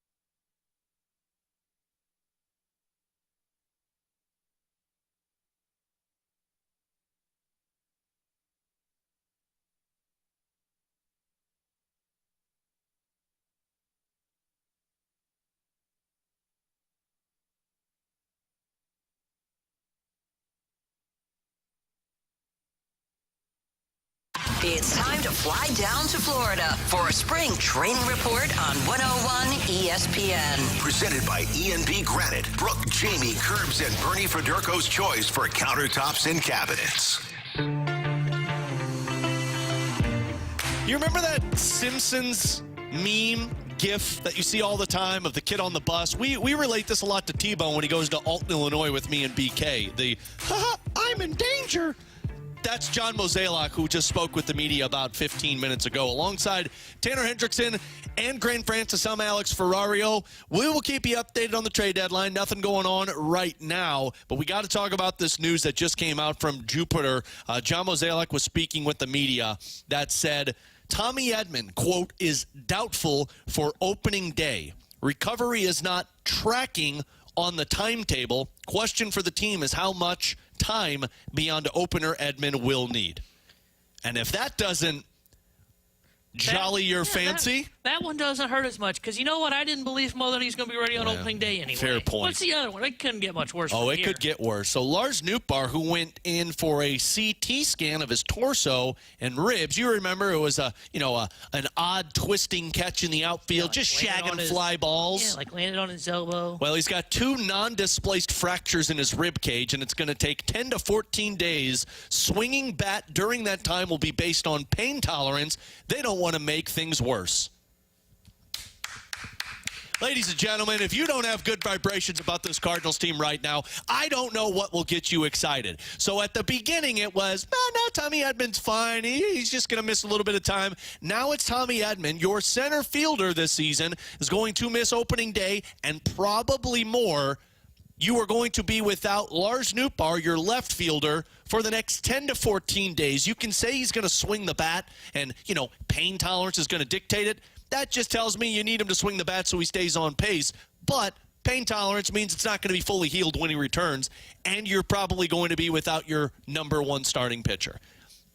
Red alarm should be going off right now for this Cardinals team because defensively we've talked a lot about how this team needs to rely on it. Well, now we are talking about left field and center field being empty on opening day. Yeah, the Nootbaar one is not encouraging news because he hadn't been playing. The Edman one again, I think we all knew he wasn't going to be ready for opening day. I think it was a long shot in the first place for Tommy Edman to be available come opening day, especially recovering from wrist surgery. And you could see the tea leaves. He hadn't even faced a pitching machine, let alone live BP yet. He's only been taking swings off of the tee, and there's been discomfort, I think, the one time he's done it. So that's not a surprise. That one is felt like they've been prepared for. The Nootbaar one is a little alarming because BK asked us yesterday when we saw the report that he was going to go, he'd miss a couple days because of that pain. And I said, on a scale of 1 to 10, it's probably a 3, probably a 4. I'm not too concerned.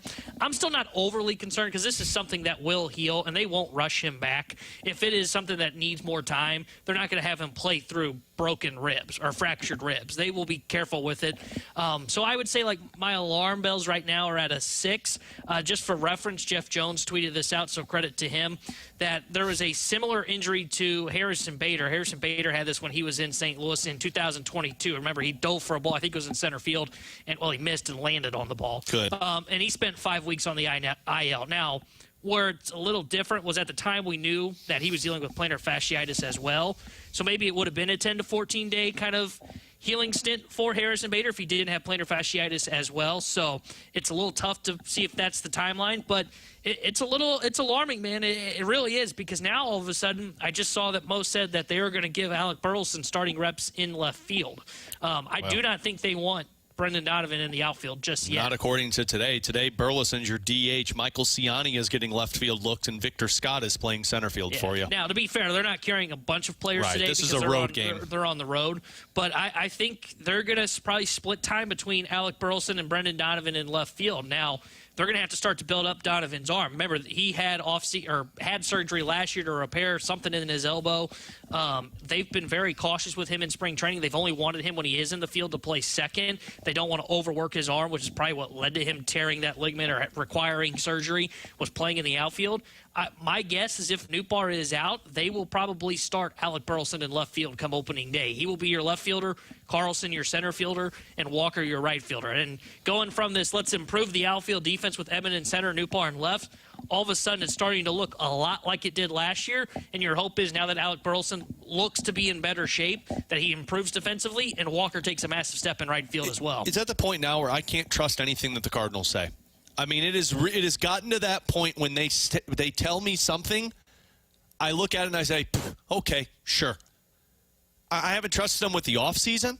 I haven't trusted them with what they believe is improving on this roster, and now I can't trust them on the injury status. I mean, like... Yeah, but to be fair, like, they haven't had that trust in my lifetime, and I'm, 24? Agreed. They haven't had my trust for a while. It's why I feel so jaded about this team. But this is the problem. Like, there's no upfront...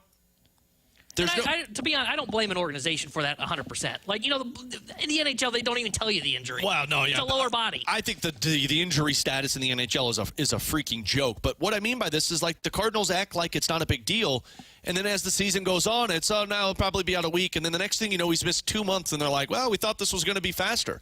And the problem for the team now is you're doing what you did last year in terms of, well, we thought that the shortstop position was going to be taken care of, and now we got to have Paul DeJong play that spot because, we don't have the options that we thought we did. Or at the beginning of this season, it was Tommy Edman as your center fielder, and now Dylan Carlson's there. Guess what, guys? Dylan Carlson might need to be playing left field for you because I don't know how comfortable I feel with Alec Burleson. And you're right, Brendan Donovan could get reps there, but we haven't seen that amp up for what you need him to accomplish for you. It's to the point where you're looking at this roster, and I understand the alarm bells shouldn't be as alarming as they are for me, but it just feels like they're playing things off like it's not that big of a deal as we go closer and closer to opening day. And again, you might bury yourself in the first 3 weeks of the season if you're the Cardinals to where you can't get out of it.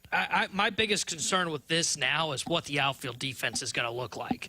Because last year it was a huge factor for the St. Louis Cardinals. They were not good at any spot. I mean, we know what it's going to look like. It's Jordan Walker, Dylan Carlson, and one of Brendan Donovan, Alec Burleson, or Michael Ciani. But the reason I say that is, like, can you be average at all those spots? And is that good enough? Well, you were average at all spots last year, and it wasn't good enough. They were below. They were below average in right. Carlson was average in center, and when they had Burleson in left, they were below average. And Nootbaar, when he was there, was average. Yeah, he was below average in center. I would say he was pretty good when he had to be in a corner, but the outfield defense was something that was a major concern for them last year, and they talked about that to where basically anytime the ball was in the air, they didn't get an out. And now all of a sudden you're back to kind of where things were. I don't expect there to be any significant, they have to go sign an outfielder now, like Tyrod Taylor's still available. I don't expect that. I don't think they need to because honestly, I think there's still probably a chance that, Nootbaar could play come opening day. But I'm alarmed because of what the status is. And now it becomes really interesting to see what they do with Victor Scott. Scott's leading off today playing center field. They may be better off if Scott can show that he can play at the major league level here the remainder of camp. They're probably better off if Scott can win the center field job if Nootbaar is out and then playing Carlson in left field. I agree. And then having Alec Burleson and Brendan Donovan, I'm very concerned Michael Ciani is going to make this roster. I wouldn't be worried about it, though, because he's just going to be another guy that's a defensive But I'd rather player. have Victor Scott on this team over Ciani because I know Victor Scott is going to play. I've got 2 openings right now that I need you to play. But he's got to prove he can play because what I mean by that is they're not going to carry him in the backup role. Yeah. Ciani's not going to be a starter on this team. I'll guarantee you that unless, Burleson, Carlson get hurt. Ciani's not a starter for the St. Louis Cardinals. Right. If Ciani's on the roster, it's to serve as the backup center fielder that only gets in and break glass in case of emergency situations. Otherwise, I don't see that kind of scenario happening. Yeah. But I think the best case scenario now, and I'll be curious to see if they give Carlson reps in left and give Scott reps in center in the same game. I think the best case right now could potentially be, at least defensively, would be Scott in center, Carlson in left, and Walker in right. But we'll see if they end up doing that or not. My guess is they probably won't. They're going to want Carlson to get most of his reps in center field, and then they'll figure out left. Well, they're in action later on this evening. They're on the road in spring training action. A 5:05 first pitch. It's not available anywhere to watch, but Lance Lynn, if I'm not mistaken, is getting the start. And you'll also see Zach Thompson, JoJo Romero, Giovanni Gallegos, Ryan Helsley all pitching in that game. He's Tanner Hendrickson. I'm Alex Ferrario. Kevin Weeks just tweeted out Vegas with the eye emoji. So we'll keep it close on that one. David Pagnotta said that the Detroit Red Wings are looking for a veteran forward before the end of the trade deadline. So we'll keep an eye on that one.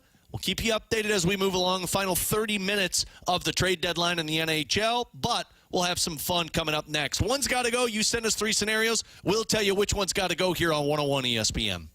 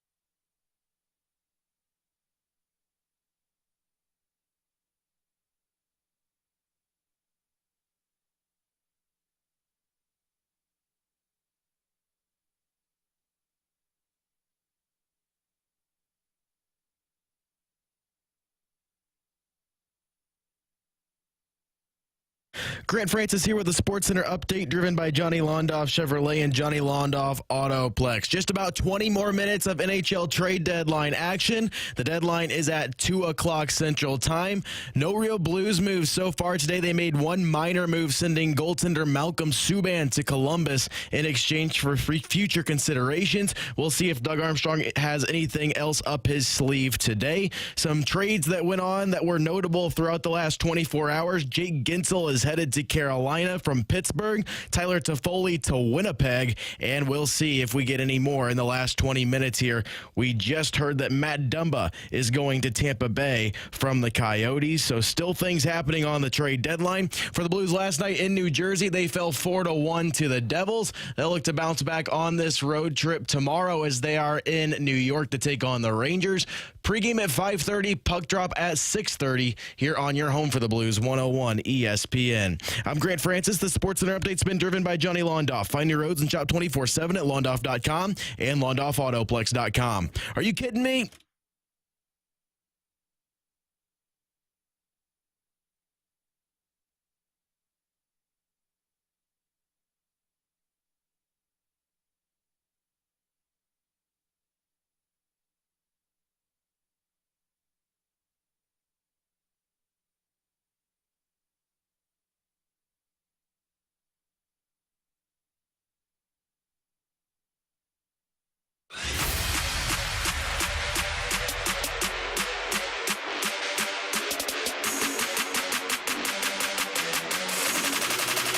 Count that big pen.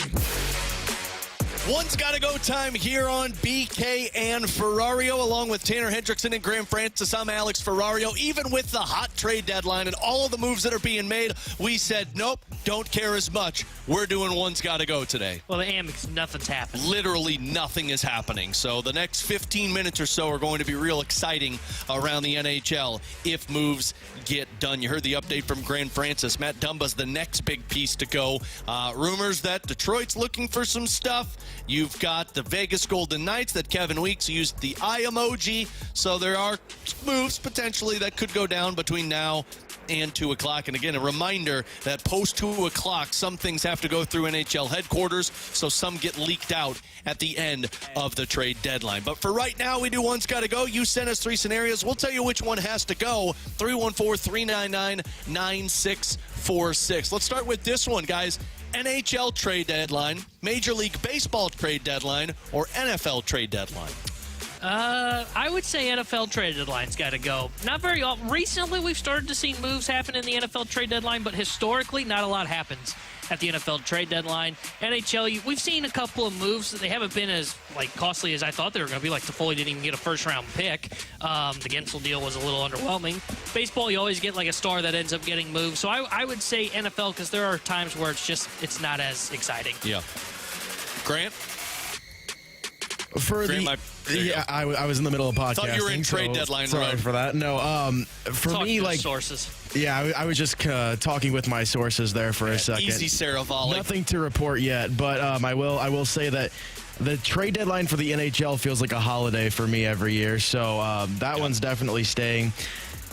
I guess for me, there's less hype around the NFL trade deadline. At least here in St. Louis, obviously, the MLB trade deadline gets a lot of steam. So I'll go with the NFL trade deadline as well. Yeah, that steam gets put down real quick because they're like, oh, wait, we have John Mozeliak as our president of baseball operations. Yeah, it's the NFL one. I don't know if I've ever gotten excited about the NFL trade deadline.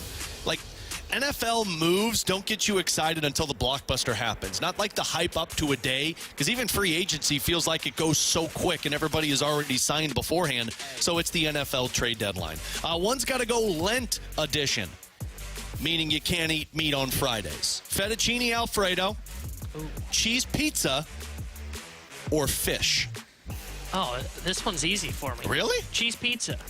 I can't just eat cheese pizza. I gotta have something on my pizza. I love fettuccine Alfredo. I love some good fish. We talked about it because I think you're having salmon tonight, right? I love a good salmon. But cheese pizza, I gotta have something on there. I can't just do plain, so that's gotta go. See, I would get rid of the Alfredo here. I love me some fish fries this time of the year. I love me a cheese pizza anytime I could get it. Look, this is an Italian speaking. I love the pasta. but I don't like to force to be eat pasta. I want pasta on my own terms. No. And I don't want to get to a Friday and say, well, I guess I got to eat pasta. That's a disgrace to all pasta eaters out there. That's a mistake. No, I'm telling you, man. I can be forced to eat pizza. Pizza's always a good one. I could be forced. I love me some fish in the fish fry season. In fact, I'm making salmon tonight for me and my girls. But, yeah, no, you can't force me into eating pasta. Yeah, Alex, Alex, that's going to go wrong. I was in Italy about a month ago, and now pasta just tastes fraudulent here. So, yeah, you ruined yourself. Yeah, man. no, I'm never going to like pasta here again. So, yeah, I'm getting rid of the fettuccine as well. One's got to go from the 314 big contract edition. Justin Falk, Torrey Krug, Brandon Saad, Kevin Hayes. I guess it should be contract with term. I was going to say, I don't feel like Saad or Hayes is that big. I would probably say Falk. And the reason I say that is, one, it's tied for the biggest contract of those four at $6.5 million AAV. Two, you need to reshape your defensive core. And between Falk and Krug, I thought Krug looked pretty good when Falk wasn't on the ice this year. You know, I thought Krug played very well with Kessel. And Kessel had some moments where you're like, oh, man, that was a pizza that he gave away. But for the most part, I thought he played pretty well. He probably shouldn't be in your top four, but I thought him and Krug had a good pairing. They haven't found they've mostly just tried Krug with Falk. They had a couple minutes there where they tried, I think it was Falk and Scandella, I think is what it was. When he first came back, they put him down there. Yeah, they haven't found anybody to work with Falk so far this year, and he's been underwhelming, so I would say Justin Falk for me. Yeah, I'm totally with you there. I think, with the way Torrey Krug played when Kessel was up here, that kind of sold me on what Torrey Krug is able to do. And I look back as a whole of what Justin Falk has done here, and it's just underwhelming as a whole. Like, that one season in 2022 when the Blues made the playoffs, he had a good year that year. That's really the only year I can look back on and say, like, yeah, he was really good. Even last year, like, yeah, he was probably the Blues' best defenseman last year, but that don't say a whole lot on that team last year. So I think I'm getting rid of Justin Falk as well. Yeah, I like the fact, like, Saad and Hayes, I think, are really good pieces to have on your third or fourth line. It really comes down to Falk or Krug. And I look at it and I say, could I have somebody replace Krug? I think so with Scott Perunovich, but I can't trust him to be healthy. I don't know if I have somebody to replace Falk, but I know that Matt Kessel has played in the top four and has looked decent for you. And that's a guy who hasn't tasted the NHL prior to this season. And he did that in, 14 games? So, yeah, I think I would have to get rid of Justin Falk's contract there. All right, one more. One's got to go spring cleaning edition. All of them. T-Bone doesn't like to clean. Clean the attic, clean the garage, clean the shed, or clean the closet. Ooh. Well, closet's going to be super easy. It doesn't take you very long. Shed wouldn't be too hard. No, shed's not bad. I love cleaning out the garage. That gets me excited to clean it out, take everything out, put it back in. There's nothing more satisfying than grabbing a leaf blower and blow everything off the ground out of your garage. So I think it would be the attic. I don't put anything in my attic. Yeah, I'm trying to think. There's not a lot in my attic, but can I be honest? I would probably say the closet. And the reason I say the closet... Just don't even need to worry about it. Well, yeah, and the fact of the matter that I got to try on clothes. Does this fit? I don't know. Let me take this shirt off, put this on. Like, it's not that it's hard. It just takes longer than it should. That's a good point. So I would say the closet. You know what? I may have a shirt from high school still. I don't care. I don't want to waste my time trying to find out if that fits or not. I'm wearing a shirt from high school right now. It doesn't fit. For you, fit. I can't fit on them anymore. Yeah, well, I can't either. I just put it under something so you can't see it. Yeah, I like the closet. Mine's the attic. I don't put anything in the attic, so I never even know what's worth cleaning. Then that's a quick clean. Yeah, it's a very quick clean. I actually kind of enjoy cleaning out the garage, to be honest, or helping cleaning out the garage. You can make a whole day out of it. Yep. Grab a couple drinks, maybe grill after. Some seltzers, right? Yeah. I'm getting rid of the closet, too, by the way. Closet. All right, that's a good one. That's a good one. All of them suck, to be honest with you, except the garage. I love the garage. Tanner Hendrickson, Graham Francis, I'm Alex Ferrario. 12 minutes left in the NHL trade deadline. We'll take a break. We'll come back and hit the rewind next year on 101 ESPN.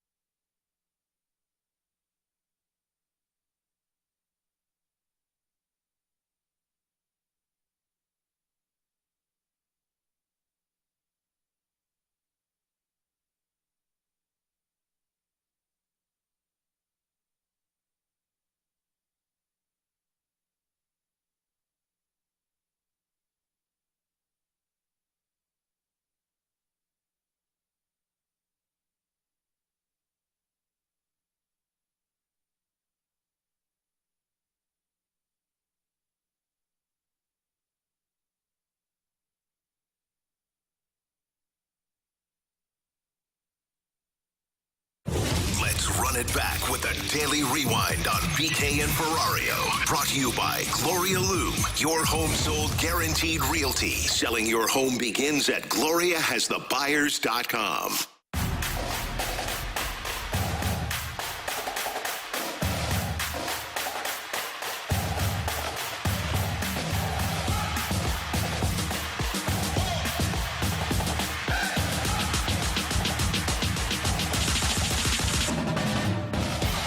Time here on BK and Ferrario, along with Tanner Hendrickson and Graham Francis. I'm Alex Ferrario as we are at the Centene Community Ice Center inside our E&B Granite Studios. Hey, tackle your 314-day plans with the Battlehawks next Thursday, March 14th at Ballpark Village. You could celebrate all things St. Louis with a free 314-day Battlehawk Town Hall event. It's with head coach Anthony Becht and the Battlehawks brass. The event is free to attend and will feature fan-favorite activities, ticket giveaways, exclusive merchandise, live music, and more. Plus, the Fast Lane will be broadcasting live from 2 to 6 o'clock, courtesy of Sumner One. You can get more details at 101ESPN.com. We've been talking all trade deadline as we are less than 6 minutes away from the end of it, which, reminder, things go past the 2 o'clock deadline in terms of paper transactions. But let's end on this one, T-Bone. David Pagnotta, friend of the show, fourth period, Sirius XM Radio, just tweeted out that Vegas has been making traction on another big move for a player with term. We'll see if they can get this to the finish line with 10 minutes to go. For the players that are still available, there aren't guys that have term other than Pavel Buchnevich or Frank Vetrano. And Frank Vetrano is a player that Anaheim has set a hefty price on. He's got term. You've got Pavel Buchnevich has term. The New York Rangers just acquired Jack Roslovic from the Columbus Blue Jackets. That's a really good move by them. But I would say right now the team to watch, the Edmonton Oilers, because the Rangers seem to be done. Edmonton seems to be done. Yeah. This is the team that if they're going to make a move, it sounds like it could be with St. Louis. Yeah, it sure sounds like Vegas is the team right now that we're kind of up in the air on to see if they're the one that gets Buchnevich. We were talking about this off air. It's going to be tough to see if they meet the price that I would think that Doug Armstrong had set. That price is going to be a Nicholas Hague, a first-round pick, and their best prospect, which is David Edstrom. Yeah. And again, that doesn't get me excited like the Carolina Hurricanes one does. And I wonder, and again, I think Vegas, if I'm not mistaken, would not have cap space for Buchnevich. I think they have cap space for the guy from Anaheim. Yeah, right now they have $90,000, but their LTIR space is $7.5 million, according to Cap Friendly. Yeah, so I guess they have some money to work around. You'd be eating half of it, which again tells me they don't have the pieces to make a deal. Exactly. You'd almost even need more to be involved, because I would think those three pieces that you laid out originally there and what we would hope that would be the return for Buch, that would be just for Buch with his salary, no retention. I would think retention would bring in another second, another first. Oh, another first. If you're eating salary, you're talking multiple first-round picks. Yeah, I just don't know. I don't think Vegas is going to be the one, and they are not. They are working on a Tomas Hertl deal. Wow. As according to Bob McKenzie, Vegas is working on a Tomas Hertl deal with San Jose. So they are not going after Pavel Buchnevich, it looks like. Damn. I mean, Tomas Hertl, and I don't know how many more years he has on his contract, and it has been a bad year for Tomas Hertl. He's been hurt a lot this season, but he's got 15 goals in 48 games. He's a minus 26, but this was a guy that had 30 goals 2 years ago. Now, he is 30 years old. You're paying a lot of money for him. I would imagine they have to eat salary. He has 7 years at 1.37 left on his deal. Wow. I mean, that is a massive deal for the Vegas Golden Knights, because that is a top six winger to add to Anthony Mantha, to add to have Noah Hannafin. We know they're going to get Mark Stone back once the playoffs begin. Vegas loading up. I'm very interested to see what the price is going to be on that one. And I will say this, now that we know what this deal is, I think Buch is a blue. We got 3 minutes till the deadline. Again, things could trickle out. I don't think Doug Armstrong's making a move today. I think Army said that nobody met my price for Pavel Buchnevich. And nobody, I guess, met his price for Scandella, or there was no interest in Scandella. I'm a little surprised Scandella is potentially still going to be a St. Louis Blue. He was the one guy I thought for sure would be dealt today. But it looks like Doug Armstrong was going to leave the NHL trade deadline without making a move outside of the minor league deal that he made where he traded Malcolm Subban. Yeah, especially when you see especially when you've seen so many depth defensemen get moved and Marco Scandella doesn't get moved. And again, something could change, but for right now, it doesn't seem like anything's going down for the St. Louis Blues. Darren Dreger saying Winnipeg is getting Colin Miller from the New Jersey Devils, but the big one right now is Vegas is trying to work out a deal to acquire Tomas Hertl from the San Jose Sharks. Would be one of the biggest moves, I would say, right there with Jake Guentzel, would be one of the biggest moves at the trade deadline, and Vegas had themselves a sensational trade deadline if that is the case. So, again, there's 2 more minutes. Things could change in the trade deadline in terms of acquisitions, some paperwork getting worked out towards the end. But as it stands right now, sure seems like the Blues will stand pat at this trade deadline. Anthony Stalter and Kerry Davis have you coming up for the Fast Lane. Doug Armstrong will be a part of the program as he is doing a live Zoom with the media at 2:30. And, of course, if any trade goes down between now and the Fast Lane, they'll keep you updated. For Tanner Hendrickson, for Grant Francis helping us out, and BK, who is out this weekend, I'm Alex Ferrario. We will talk to you on Monday as we react to the post-trade deadline for the NHL here on your home for the Blues, 101 ESPN.